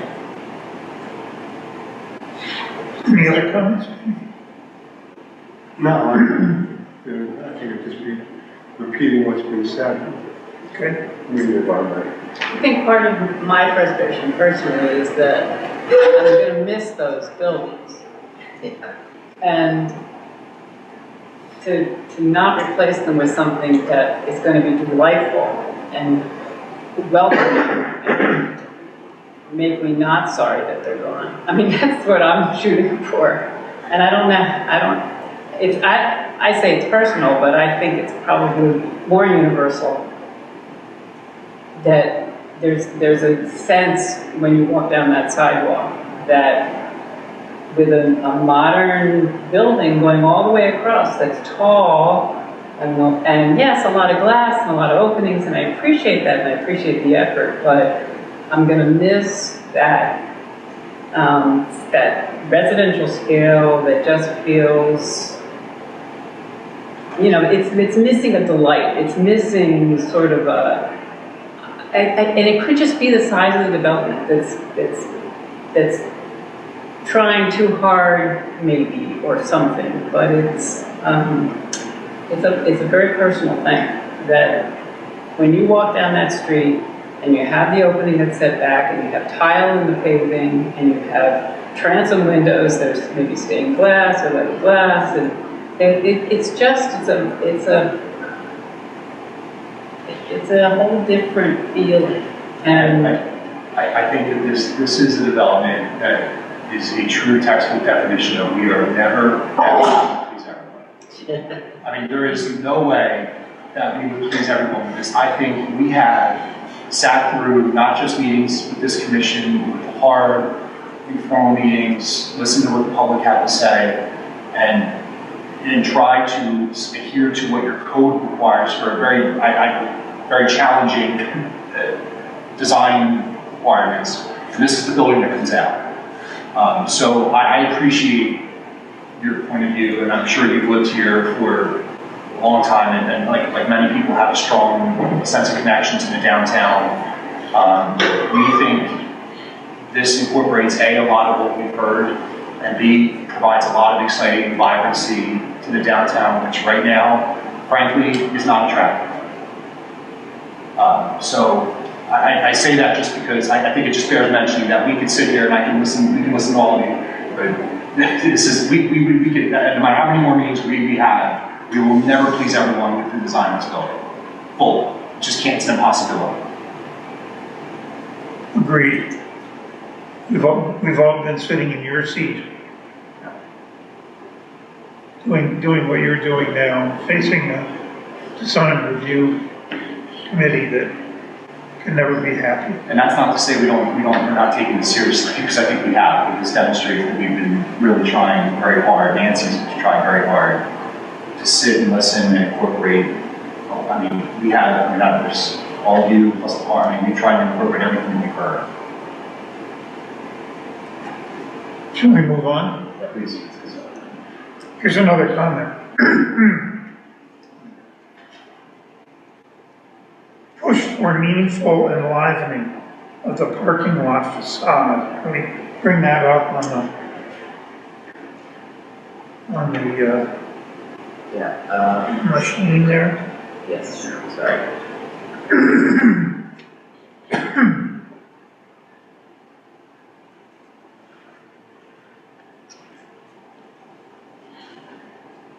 It actually looks better in 2D perhaps than in 3D because isn't it like all one plane basically?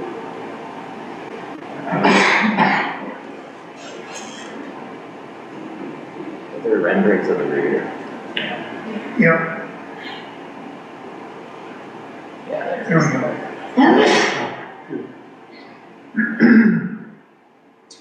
Push for meaningful enlivening of the parking lot facade with doors and first floor window areas. Handicapped parking spaces are back there, so should opportunities to create accessible entrances to the retail spaces, whether or not the initial tenants choose to make use of them. The retail areas adjacent to the parking should not be an afterthought, especially if a reworking of Station Circle could be in the offing.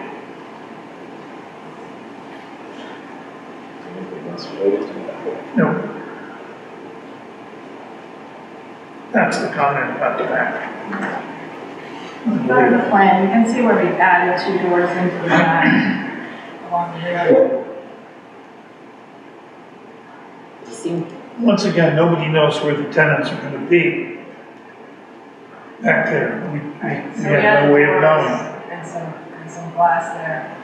They seem, I mean, I know double-sided retail or commercial is, most people consider it to be challenging. I think it can be that personally, but these doors seem like emergency exits almost, right? Because there's not any glass. I know there's a little bit of side lights on some of them, but they don't seem like they're intended to be entrances, right? I mean, we have some challenges back here because I've had a lot of difficulty getting tenants operationally to agree to have 2 fronts. I've tried in the past, it's very challenging for a combination of reasons. Primarily staffing, it's just tricky to have someone, and also layout, depending on what the use is. But I mean, to be honest, it's a little bit of venting, but I'm just carrying over that vibe from the prior 5 or 10 minutes. Like the feeling on our end is we believe, we've added murals, we've added entrances, we have the lobby on the corner. We feel like it's an attractive facade, And to be totally candid, we feel like there's a bit of an unfair standard here when you compare, I mean, if you've been back behind that, and it's been that way, I grew up here. So it's been that way for like 50 years. It's a complete dumpster fire. It's a shit show. And we feel like, not to suggest, I want to stress, that's not to say that so we keep the bar really low and we continue it. We feel like, compared to the way it's looked for the last 50 years, this is going to be a vast improvement. We've activated that mural, could be something completely different. It's just a placeholder. The lobby is going to be cool at night. It's going to be lit. I mean, we feel like the back is attractive. We're not embarrassed in any way about it, but I think where we draw the line, because we have to finance this, we have to build this thing, is to hold us to a standard where you legitimately have two fronts when the current buildings are what they are. It just doesn't seem fair. I don't think this comment is intended to encourage you to have two fronts.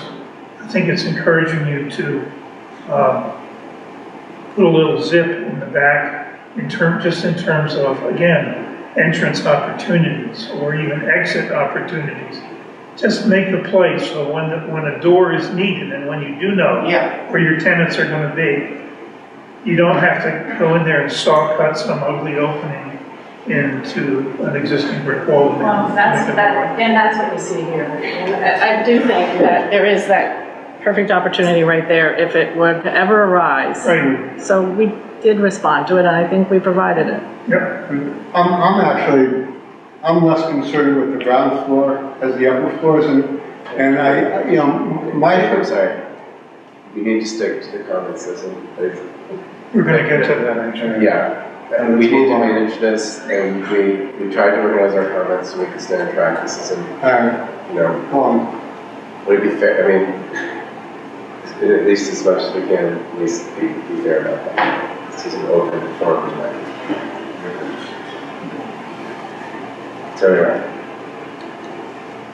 do you want to continue? Well, I mean, I think I agree that there are more openings into the rear than there were before. That's good, but we don't know where the rising rotations are going to be. So anything that's drawn today is not meaningful. Just as we made the comment about more recesses in the front. If you're building a spec building, which you are doing, providing places for there to be logical holes in the wall. When you build the wall, it is a way of avoiding a chaotic result later. And that's what we're after, I think. Front and back. That's all. We also know that what you say is true. It's very hard for a retailer to organize their business around having two facades. We understand that. But we also know in buildings that have a back door, a lot of retailers figure out what to do with them. You know, if it's there. They don't have to have a fully staffed two fronts of the door. But on a rainy day, they may not lock it and say, come in the back. That's happened to me in Ballard Kinwood. So it's the potential. Yeah, no, I think we put it there. So it was there. Yeah. And there's one further down. I mean, and we have few scale opportunities. To your point, Jim, I mean, there are opportunities between load-bearing columns to create openings driven by tenant layout. Right, to make the openings now, just make a place for them to happen. Yeah. Without sledgehammering a hole in the wall. You done with this one? Well, can I just ask for one other comment? I mean, I just wonder, I mean, I'm looking at it, it looks like a single building. And I just wonder how we all feel about that.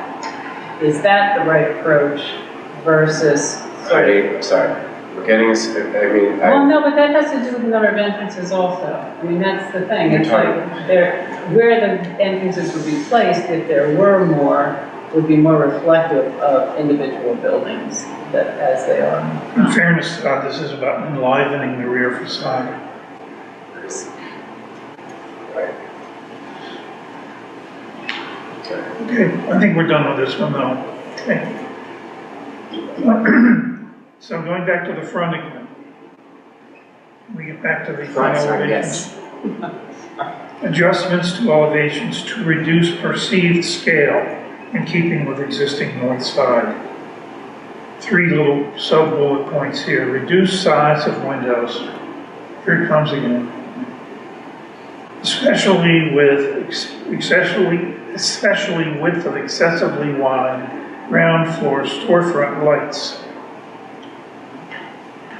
Well, that's point 1. The next one is introduce contrasting masonry elements to add interest to broad expanses of brickwork. That means cast stone, precast concrete elements. This is a beef of mine, I'll tell you. That some of the expanses of brickwork need some relief. Can you just tell me, like, it's right behind you, like, where are you saying that there's so much?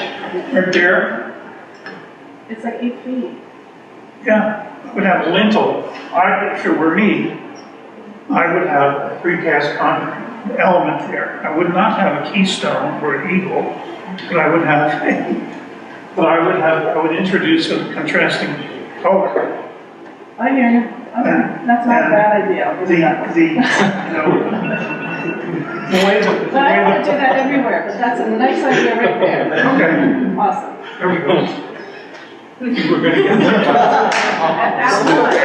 These are the moments that, when I got taken a picture of that. That was a nice idea.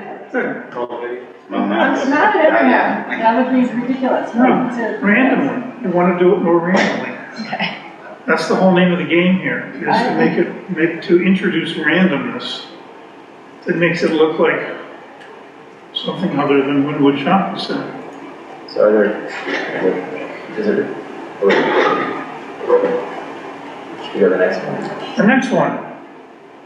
Well, we've already said this in other ways. Introduce entrance opportunities at ground floor commercial. We've been through that one already. And then there's a comment here which is no longer germane, which has to do with eliminating the color scheme of the rear elevation. I see that's gone away. Thank you. What's that one? Oh, the multicolored treatment that was in the previous version of the rear elevation. Present a palette of exterior materials for approval. At one time, you brought some in here to show us several presentations ago, but we need to have a final look at those. I think there was. The digital. They were some of the. Well, we had some of them were Xeroxes of catalog cuts and metal panel. Yeah. Do we stipulate that we have 30 pieces? I would say. Yeah, I'd like to see pieces of all this. I'd like to see the actual bricks. Here's what we got last time. It shows some liveliness in the brickwork here, but I can't really tell what we're going to get. So, a couple of brick boards would be illustrative We of did that. bring those. Pardon me? We did bring those to me. Yeah. Well, this brick, for example, is long gone, right? We don't have any of that. I don't think, do we? I don't know. The gray one. If it's on there, yeah. So, Jim may want to clarify, that is actually one thing that remains in the Harvard's area, was to approve materials. Right, so. It's a provision to sell it. Yeah, that's true. So perhaps that's something that should be presented to the Harvard. That is in the. Fair enough. We did not have those. We did not have those in front of the Harvard last time we met. Last time the Harvard met. Good thing you knew somebody on the bar. What's that? Good thing you knew somebody on the bar. That meeting went sideways. Okay, so that was something that happened down the road. There's a call here for a temporary wall panel sample wall panel to be built somewhere on the site. Is the reason that's in that memo is that a question? Is that, would we put in our spec that? We would like you to put that in your spec. spec. Yeah, I think that's what this means. So I'll read the paragraph. A temporary sample wall panel is a normal way of demonstrating the characteristics and quality of wall construction intended for a project. And I know you know this, but I'm reading this for the benefit of others. Size and complexity varies from project to project, but a panel for a project like 230 Haverford might be about 4 by 6 feet and include representatives of all the major wall components, including supporting backup to serve as a standard of materials, colors, and workmanship. Typically, a sample wall panel is designed by the architect, approved by the architect, and it remains in place for the duration of exterior construction. A project of this magnitude and prominence is deserving of such a safeguard. So that's just a suggestion that you put that, a request that you put that in your spec.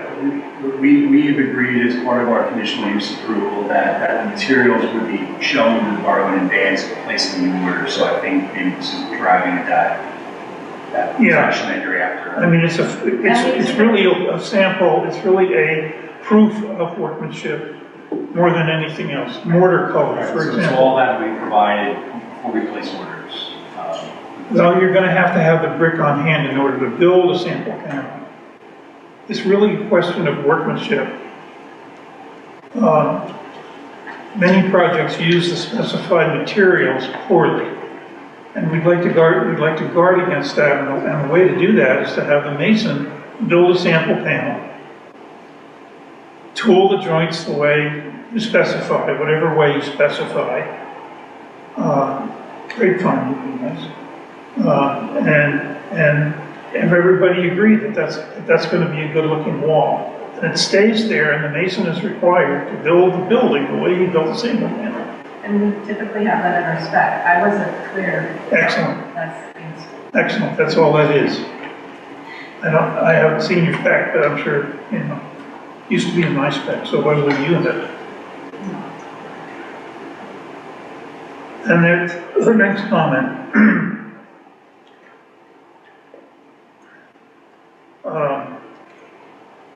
The engagement of an architect of record to perform a normal range of construction administration services, as described in the standard AIA owner-architect agreement during the entire term of construction.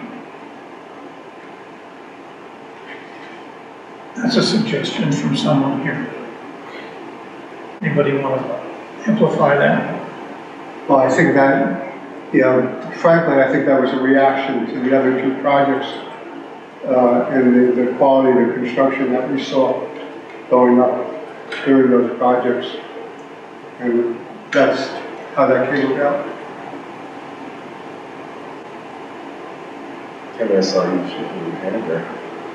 Just a lot of the other larger land developments that we have either a building envelope engineer or the architect of record constantly checking building envelope or window flashing methods throughout the project as part of oversight and maybe covering for warranties outside of something that me as the building inspector would look at. I think that's what that's getting at. Something that's not necessarily a code requirement that I would be checking, you kind of be covering for yourself in addition to line overall. It's not very unique.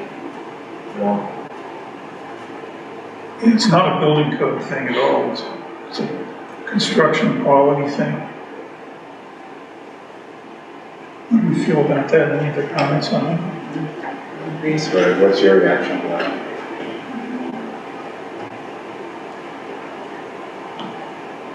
We hear you.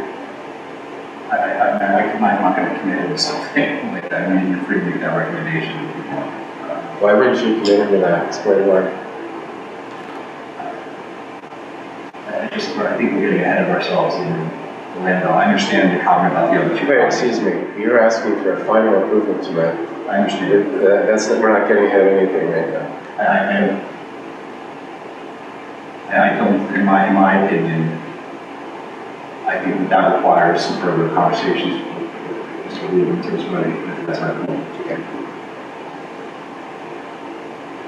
That's our recommendation, based on previous experience here and elsewhere in the world.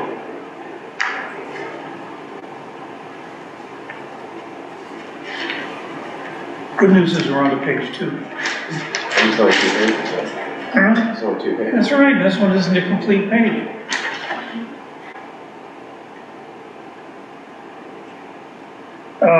Here's a comment about windows.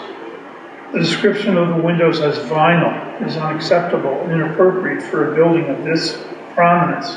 An upgrade to a better quality window is called for, especially since the number of units involved is relatively small.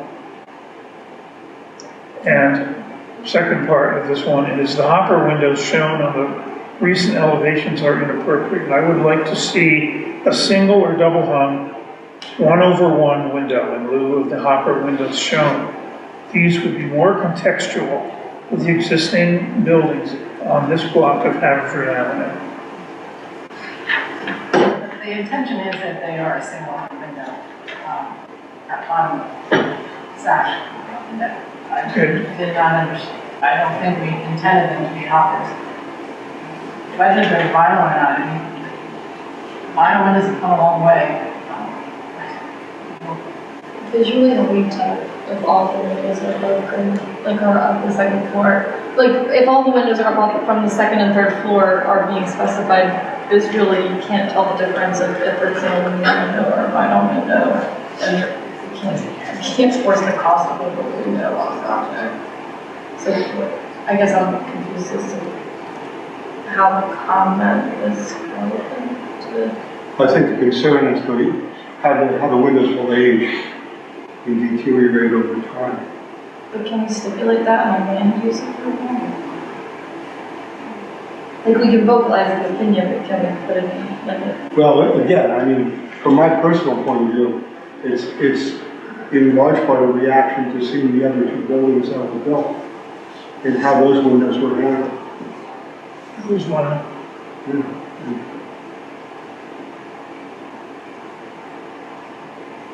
So your view is it's a quality issue?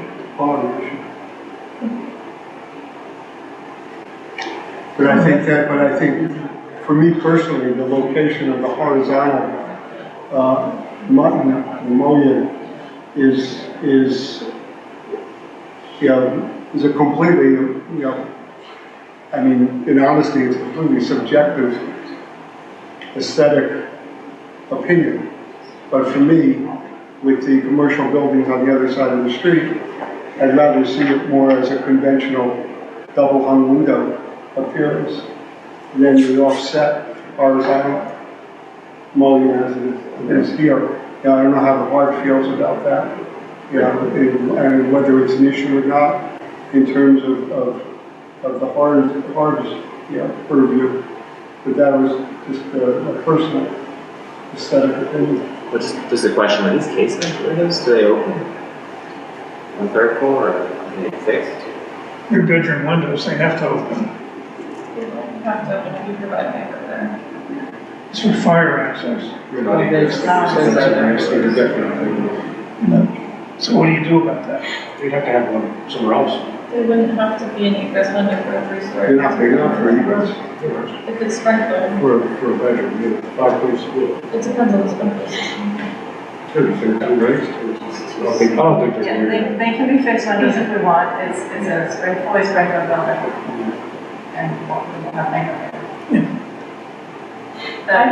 I kind of like the different window types because it makes it feel like you have infill of new construction around existing old masonry buildings. Like that aesthetic that I agree with the variation of the window types and the sizing and the material changes is that it feels like you have 4 or 5 masonry buildings that as they age will age differently than the other materials on the facade, and the other materials, the other portions of the building feel like you infilled around the masonry, is how I interpret the design. And I kind of like that because while I appreciate all of the character, there is a level of like moving forward of the change. And so it's like acknowledging that this is change, giving the nods to the historic character, but also providing some of the new.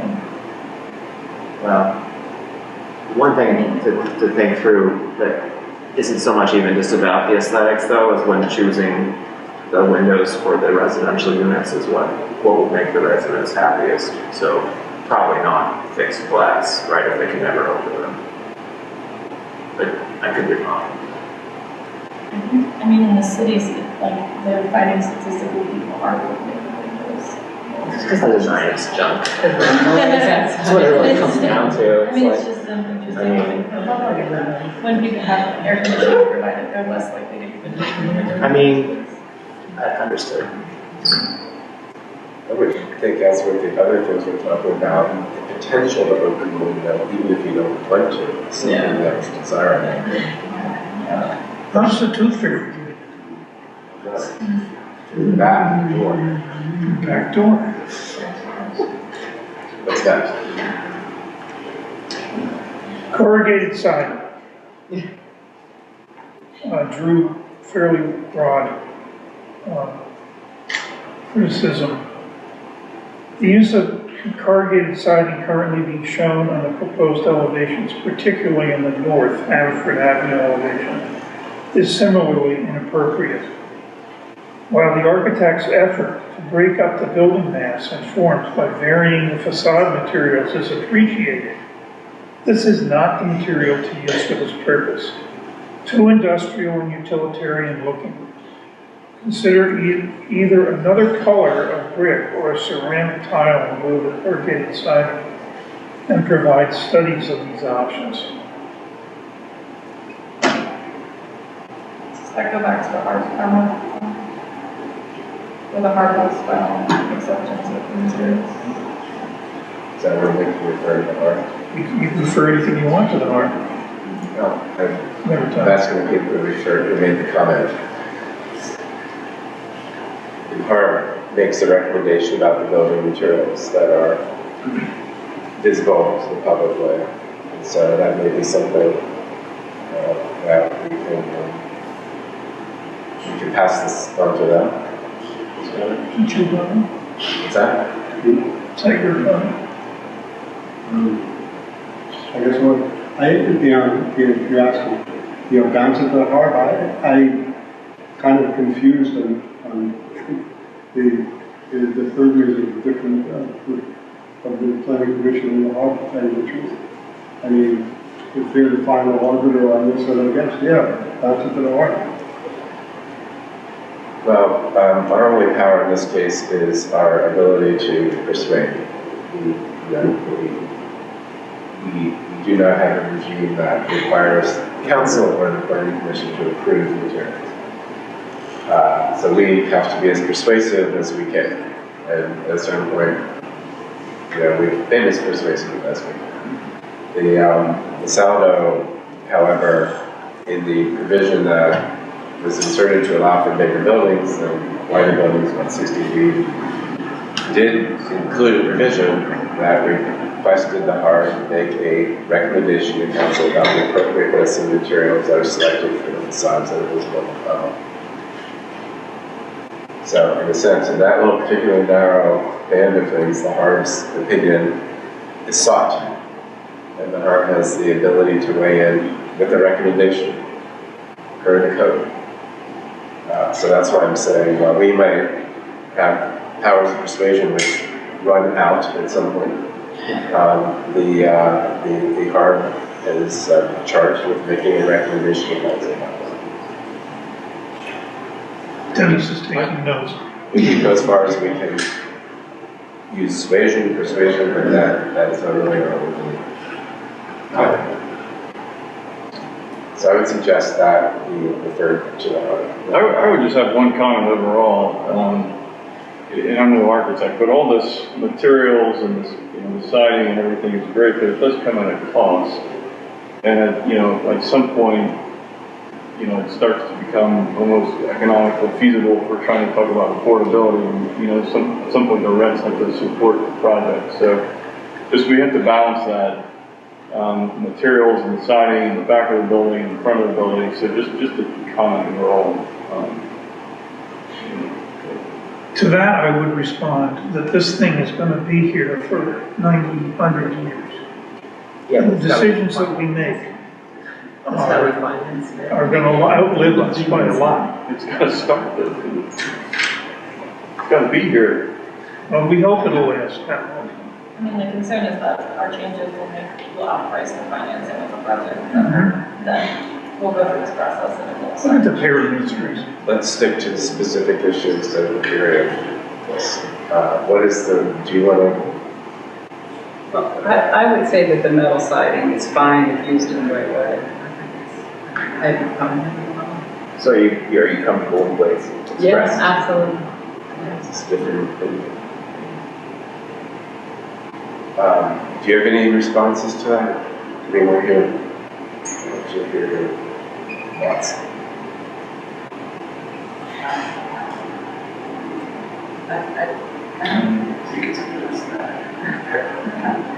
I mean, we stand by it. I really like, I'm sorry.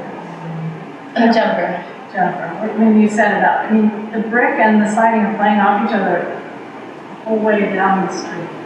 We had cement floor siding, which would have been less expensive, and we urge you all to change it to metal siding, which is a lot more for. But I think it's a nice play against the very traditional brick material. It's supposed to be a lot better. It can't be. When we're stepping back the 10 feet where those terraces might be, that would be important. So the siding, I think, the metal siding is going to be a problem. And we are in 2024. Okay, so, you know, this building's playing, it's referencing back, but it's also here today. Does any of the metal siding come to the actual street front, or is it all sent back to? No, it does come with the actual street front, so you can see it here. But it doesn't ever come down to the street. Here's where it comes a little bit to here. I just think that's going to be a lot of fun. So you have this brick corner, you have the metal coming down, and then you have your 3-story brick building, which this was where we were really adamant that we keep that base. So playing with each other. I agree. I like that. Personally. Can't please everyone. Let's be very happy. Are there other comments on the? No, that was the comment. All right. Not everybody agrees with one another. Imagine that. So where do we go from here? I mean, as far as all that. You're about to talk about that? No, finish your question. I was just going to say, yeah, so where do we go from there from here with all of these comments about materials and form? Well, I will say at the beginning, as I did at the beginning, what we're being asked to consider is a approval of a preliminary and a final plan of this matter. That's the matter before us, right? What is a plan? What's the definition of plan? It's defined in the subdivision land development ordinance, and it's defined as a series of submissions, many of which are here. Because these are stormwater site issues, not aesthetic.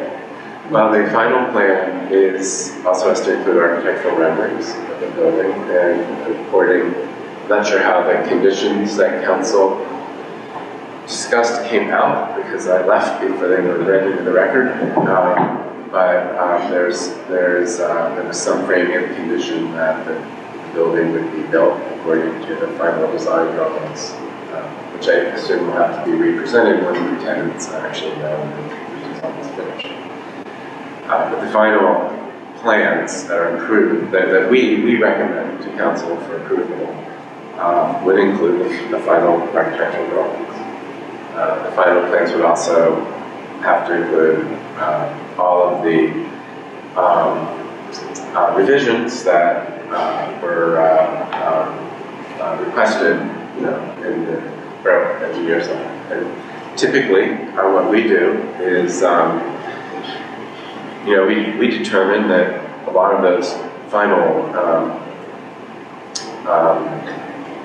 finalizations of plans are sort of de minimis, like put the North Arrow one, or get that letter, that will serve letter from PICO, things that are relatively modest, we'll go ahead and recommend approval. Or if there are matters that we think are outstanding and that require further hearing at a public meeting, we might not recommend approval until those things are dealt with. I think that's where the choice before us tonight is to consider whether or not we feel the application is submitted, with material submitted, with the applicant's responses to the borough engineer and to us about the architecture, to give us confidence that we could vote for those approvals at this point with confidence that the issues that remain will be worked out and will be reviewed again, except by the borough staff. That's really the choice of things. I will point out that we have not yet read or seen in writing any of the conditions. The applicant has represented to us certain conditions, but we haven't actually seen all of the conditions that council and the applicant agreed to. They haven't been distributed in writing yet. That's another bit of information we have. In addition to whatever changes might come to address the borough engineers letter of any of the comments we made about the design. So I guess the real question for us to consider is, are we ready to issue that kind of approval at this point, or is there... Todd, it's not clear to me, like, if we vote to approve this, is that it for the planning commission?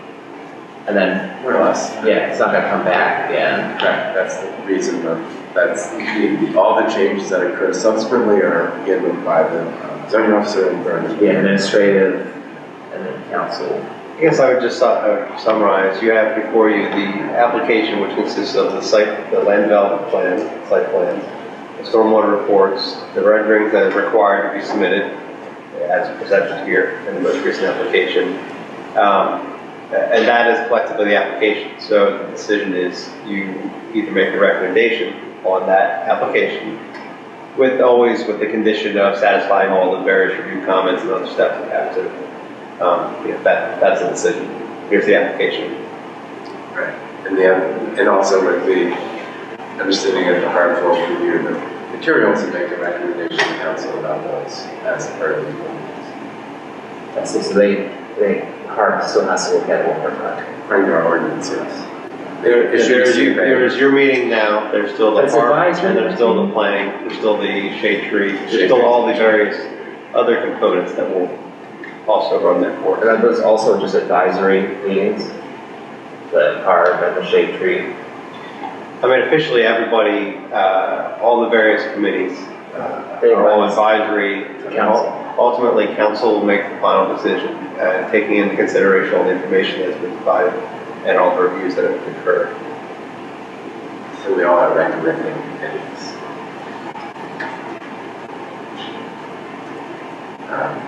So that's what's before. So are there any major submissions at the final level that are yet in this package? That is the application that has been reviewed, and there's no other substantive additional documents that we can carry. All right, so that's what we can entertain discussion with, whether you are ready to make such a recommendation based on what we have now, recognizing that if we were to recommend it, that there would still be matters to be worked out between the applicant and the staff. Or would you prefer to see those matters advanced in some way and to see a copy of the conditions before you're comfortable with it? I think that's the question. So, entertain comments, responses. Well, I think we're certainly, this project has come a hell of a long way. And I think we're certainly at a point, in my opinion, where we can make a recommendation for preliminary improvement. This is not, the big picture is not going to change much. It's the little details that there are a few of them sprinkled through the conversation tonight that need resolution. And we can take it on faith that they're all going to be resolved the way we want, or not. I think I disagree. I think that it's ready to move forward at this point, and that all of our comments are circling. We all just keep providing the same comments or different iterations of the same comments. And that anything that was outstanding at the beginning of the meeting will be resolved in our reviews with the review letters that have already been submitted that have to be responded to. Are there other comments? Well, I mean, I think we can move forward with certain recommendations as Jim read in his letter. Sorry, can you explain one more what you're thinking? Well, I think that we need to address more doors in the front. I don't think it's a major thing to do that, and I think we need to address more definition of the rear. I think we need to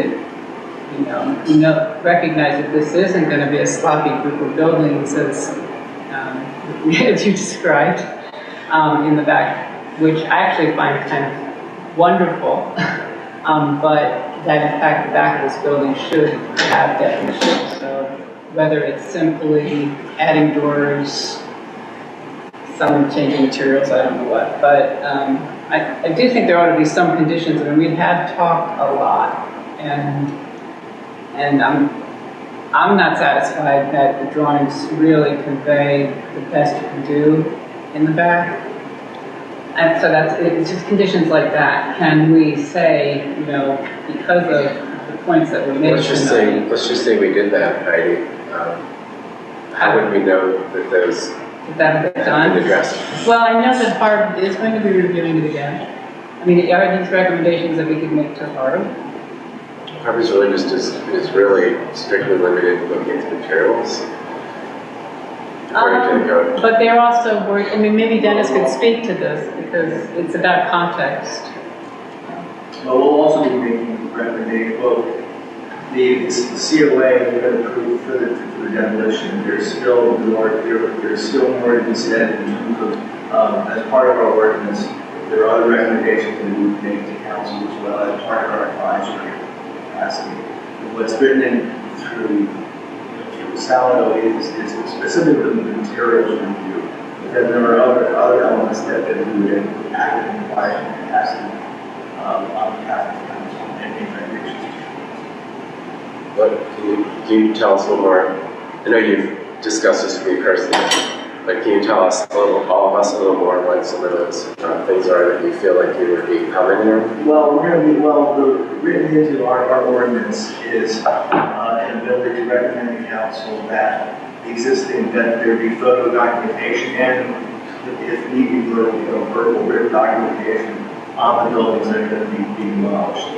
And we would also will be requesting that photographs be taken, while the buildings are begun to be taken apart. Because we don't know what's underneath those later facades, these could be what in preservation we call covered buildings.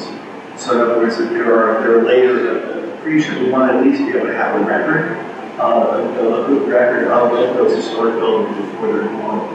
That's part of our mandate that's stated in our ordinance is to recommend that the council would require an applicant to carry out that level of documentation. So that's like within our ordinance, that's the main thing. But we also exist in very general terms to be able to advise council on matters of historic preservation. And so we would make those recommendations. All right, thank you. So I would like to ask any planning commission who hasn't shared their thoughts about this to sort of let us know what you're thinking about whether you feel this is ready for any level of improvement at this point. I tend to think that at least preliminary approval, the recommendations for preliminary approval, as was said before, the basics are not going to change. I think we know enough to do that and to allow the issues at hand to be handled on the administrative level with the heart of the other committees. We sent it on its way, I think it's ready. So we sent it along. Then what would be your reason for not supporting a final approval at this point? I could probably be persuaded to go for the final approval. So can I just throw out there that the application that is before council is for a request as they submitted as a preliminary final application. So that's what they need the input on. If you were saying, oh, we think it was a preliminary, not quite final, that still leaves council in position of, well, what do we do with this application? They're being, was before them as a preliminary final, as a package application. And it was accepted as a preliminary final application for review. There's no additional documentation we'd be receiving other than the hope that changes would be made and presented. Yeah, you have the meat of a file. We wouldn't be asking for anything else. You're just waiting on the verifications that your comments are handled, and then the comments that you provided in your letter you feel that would be unobtainable, right? Right. Well, I just point out that any resolution granting approval is conditional. Right. And part of the condition is satisfying us. So Eric wouldn't sign off unless we approve the plans and we demonstrate to his satisfaction that his comments were taken. So Kevin, Eric, and I know Eric does sign the plan, so that we wouldn't be able to have that among other things. I want to make sure that they feel comfortable that their comments could be addressed without significant impact to the existing plans as presented. And I would just say to that, yes, as we were discussing, there's just a pure technical provider informational plan, and then there was the, do we feel that the application length is fixed in the community? And if you're recommending an approval, that's the guidance on who they present it. That would guide my review of those aspects of the plan and the comments. Sorry, can you say that again? Just the comments that had to do with does this fit into our community, with regard to the pedestrian connections and all that. If you ultimately give a recognition of approval and council ultimately approves the plan, well, there you go. That's the answer to those review comments. It has been deemed to fit into the community, so those comments by default go away based on that guidance from Adam and Aaron, I'm curious to know what you're thinking. Yeah, I mean, I don't know what other open items, really for the planning commission we would be resolving. We're still going through HAR, we're still going through the planning, the shade commission. We discussed the pedestrian, traffic impact study, the fee, we discussed the courtyard. We're still going through the engineering and zoning. So I would feel comfortable moving forward. We've had a lot of public meetings and public input, so that's kind of where I shake out in the situation. The developer and the team have come a long way on presenting a plan that I think that I support and the community supports. So. Your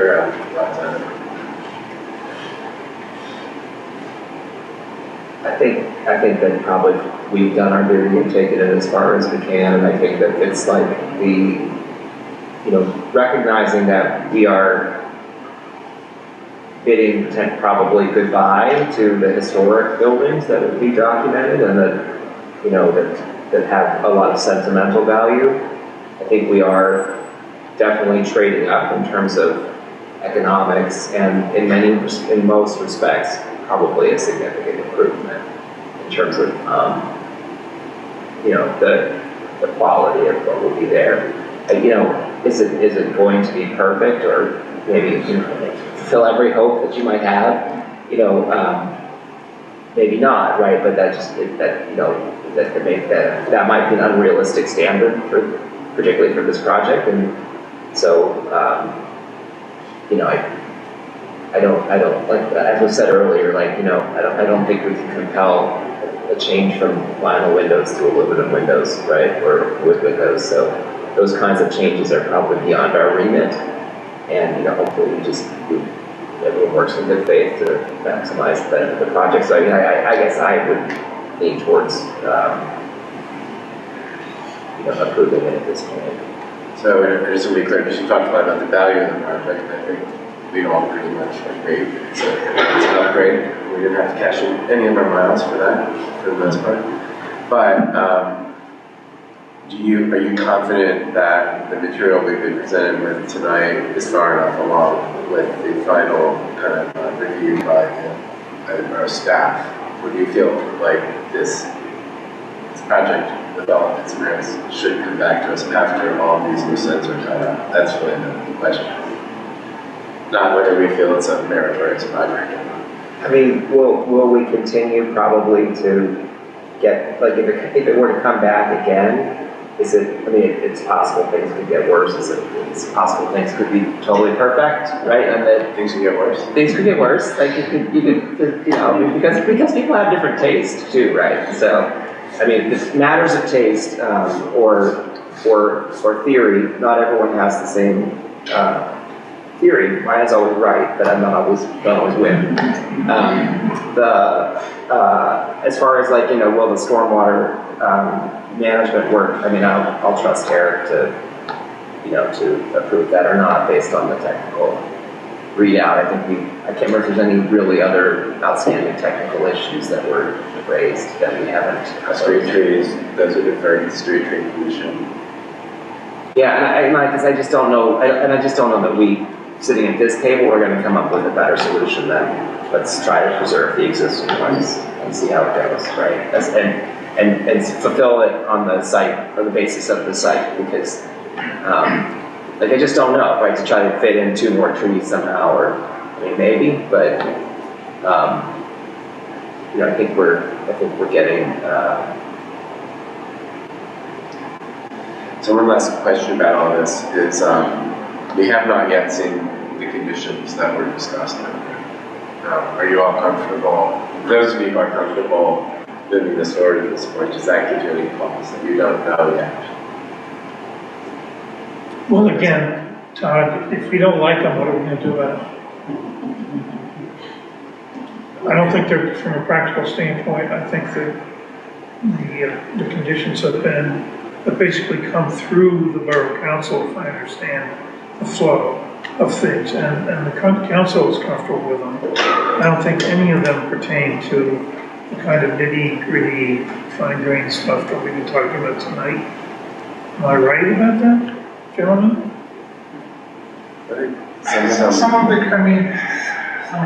Some of your topics have been, I mean, if you saw the meeting, all of the conditions were read aloud at the meeting before they were finally approved. Would you agree to this, this, this, and this? Those were the conditions that were agreed finally.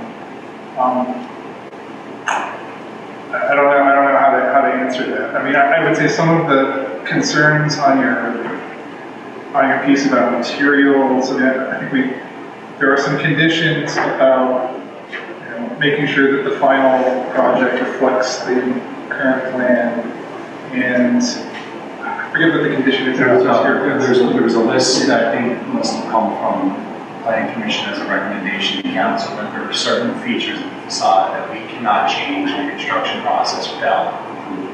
Right. So we've agreed to that list, and as I mentioned earlier, we have agreed that for any materials will be moved that are already notified about it and see it. That's benefits us to make sure we're on the same page in terms of break.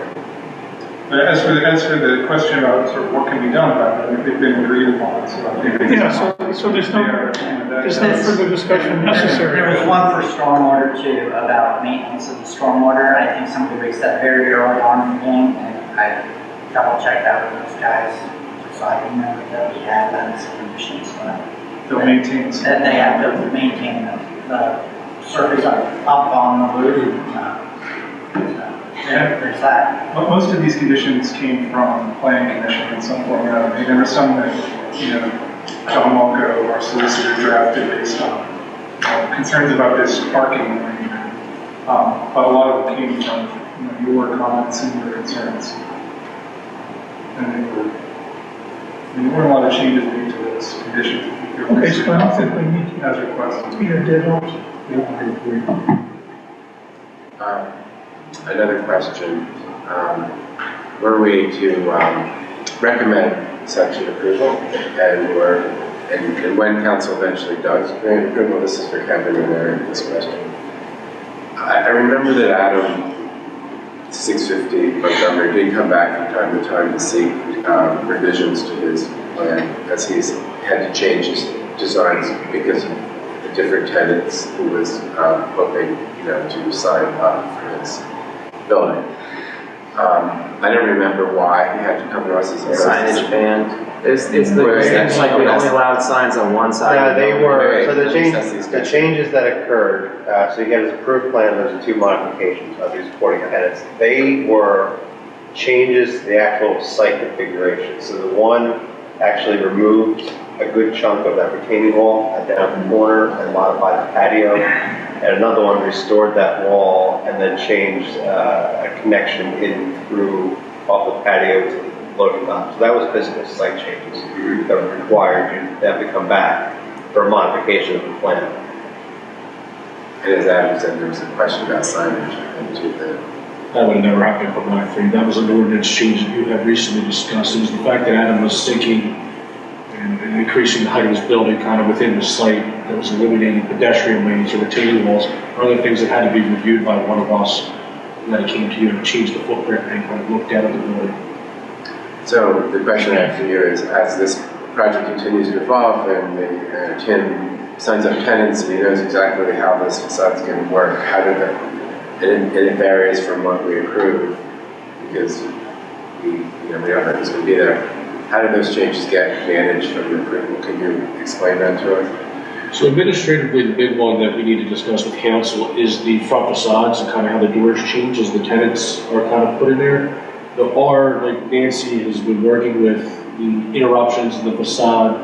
There's kind of a percentage of range that needs to be there. There's sill heights, so we'll still need to be compliant with what you've kind of recommended too.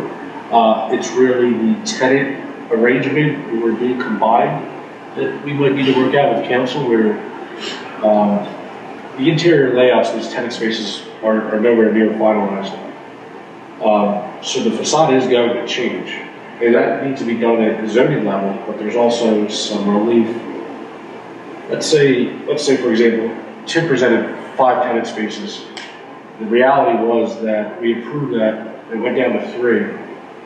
The paper combining tenant spaces in this district requires a variance, and it's stuff we need to work out in language to say that these really tenant spaces aren't finalized. This facade's not necessary. The facade at the first floor level isn't necessarily finalized, and that's done through normal zoning review. That's how it works. We would have to work out something where we wouldn't be requiring variance. For coaching. Couldn't that be handled as easy as putting those in as dashed lines? Bob has a good idea to handle that as a note that these are definitive tenant space delineations.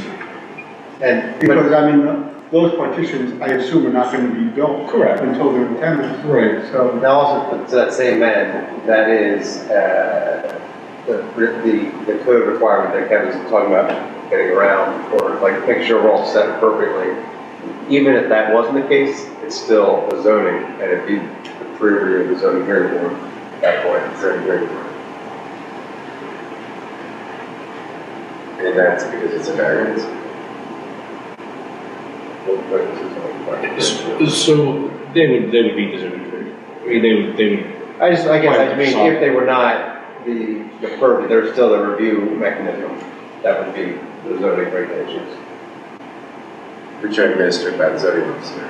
And these kinds of changes are those things you have the ability to approve, or they have to come back for a plan amendment, or what you're approving isn't tied into, like, let's say they adjust the facade to not meet zoning code. We go get a variance for that particular item. That might be tied into your approval for land development. It would be separate. We might have to come back to you. They tried to add another story or something additionally you didn't see it, I would come back to you. So recognizing that it's not tenanted,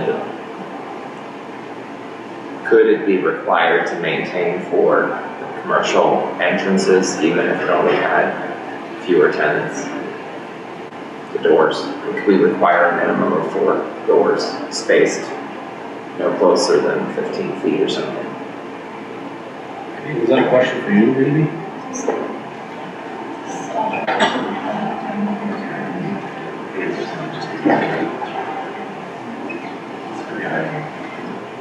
What is it? I think the salary requires more than every 35.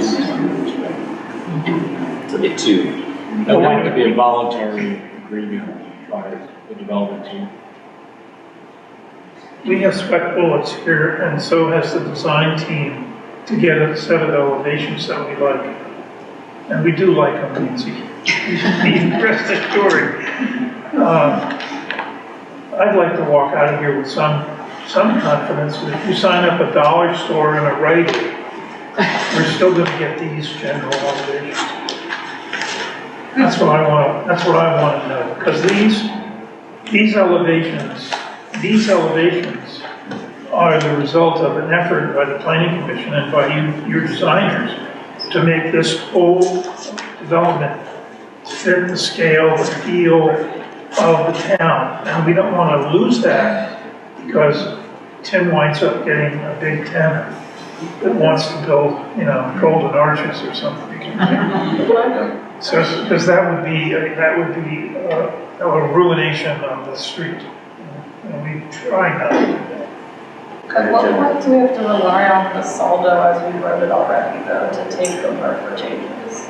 Like, the Planning Commission wrote that language in order to dictate facade characteristics in a development of this size. So at what point do we say, we know that this is what it is at this moment in time, changes that will take place aren't, have to still comply with all of those code requirements, so we trust the code that we wrote. Because we also have a condition that's been agreed to that the building is being built as approved. So that is a backstop that adds an extra layer of flexibility within the code, but also an extra little precision, but not dictated by what they call it. So what I'm trying to figure out is if we approve something, we vote to approve something, but we know it's going to change, and we have a condition that has to be built since design, and how does that all get managed? I mean, I think the expectations about how decision making will occur in the future are important for us to understand. And I'm not sure I know that. I mean, we don't want to get into, I see why Adam had to come to us. I also don't think anyone wants to be in a situation where every time there's a new tenant changing a demarcation line, that they've got a planning commission to approve, right? That doesn't make sense either. So how does this get managed? I think that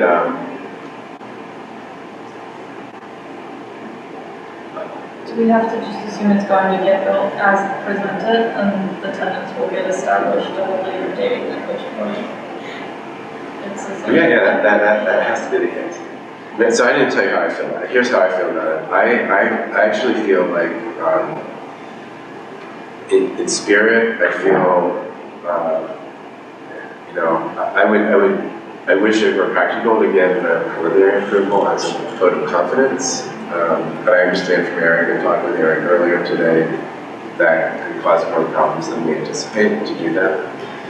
I would like to be able to say I'm confident about the final approval, but there's certain things like the conditions, like how future changes will be managed with the condition that I haven't read yet.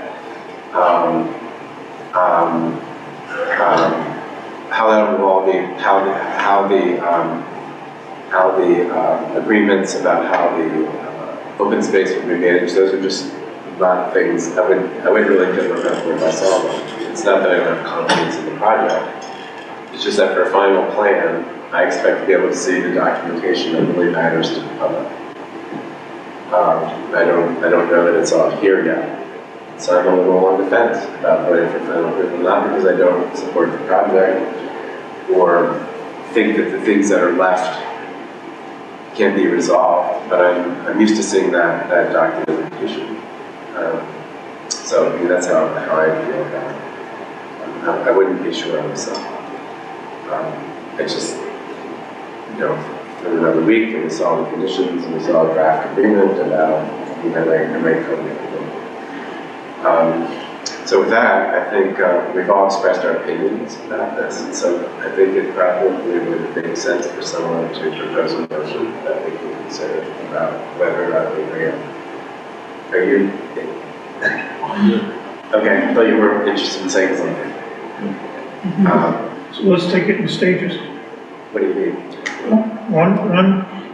One stage would be to reject the whole project, which I don't think anybody's going to do. Another would be to recommend approval of it as a preliminary approval. And the third would be to recommend a final approval, final plan. And that gives everybody the opportunity to vote their preference. Well, I want to be careful about the preliminary approval because there's some downsides to that procedure. Do you want to explain them, Eric? Because we discussed them today. Or Kevin, I'm sorry. No, I think that Angela was saying the application is before you and before council was accepted as a preliminary final application. And the question to council that they have to make a decision on this: do they approve this as a preliminary final application? Essentially, final application. As a final application, correct. That would just, recommendation in the middle, which is a no man's land, not really going to help council in their guidance. Isn't there a potential that then the applicant would have to go through a whole final application process? Which yes. I don't think anybody wants. Correct. So if a plan ultimately, let's just say theoretically, was approved as a preliminary plan only, it was the whole process again for final plan. Right. That doesn't do it again. Do the same things. Yeah, so I don't know that. So It doesn't accomplish anything. Yeah, it's saying it's a downside to that. I want to, it feels like it's procedurally a mistake. Right. It's like, after hearing Eric discuss it, that would be a mistake. So I think it's really a matter of, do you feel you're ready to support it as a final plan, or are you comfortable that all the remaining issues can be resolved, or are you being more comfortable not necessarily, well, seeing some of these things highlighted and documented before you. And I think someone should make a motion, and we should vote and record. So, who would like to make a motion?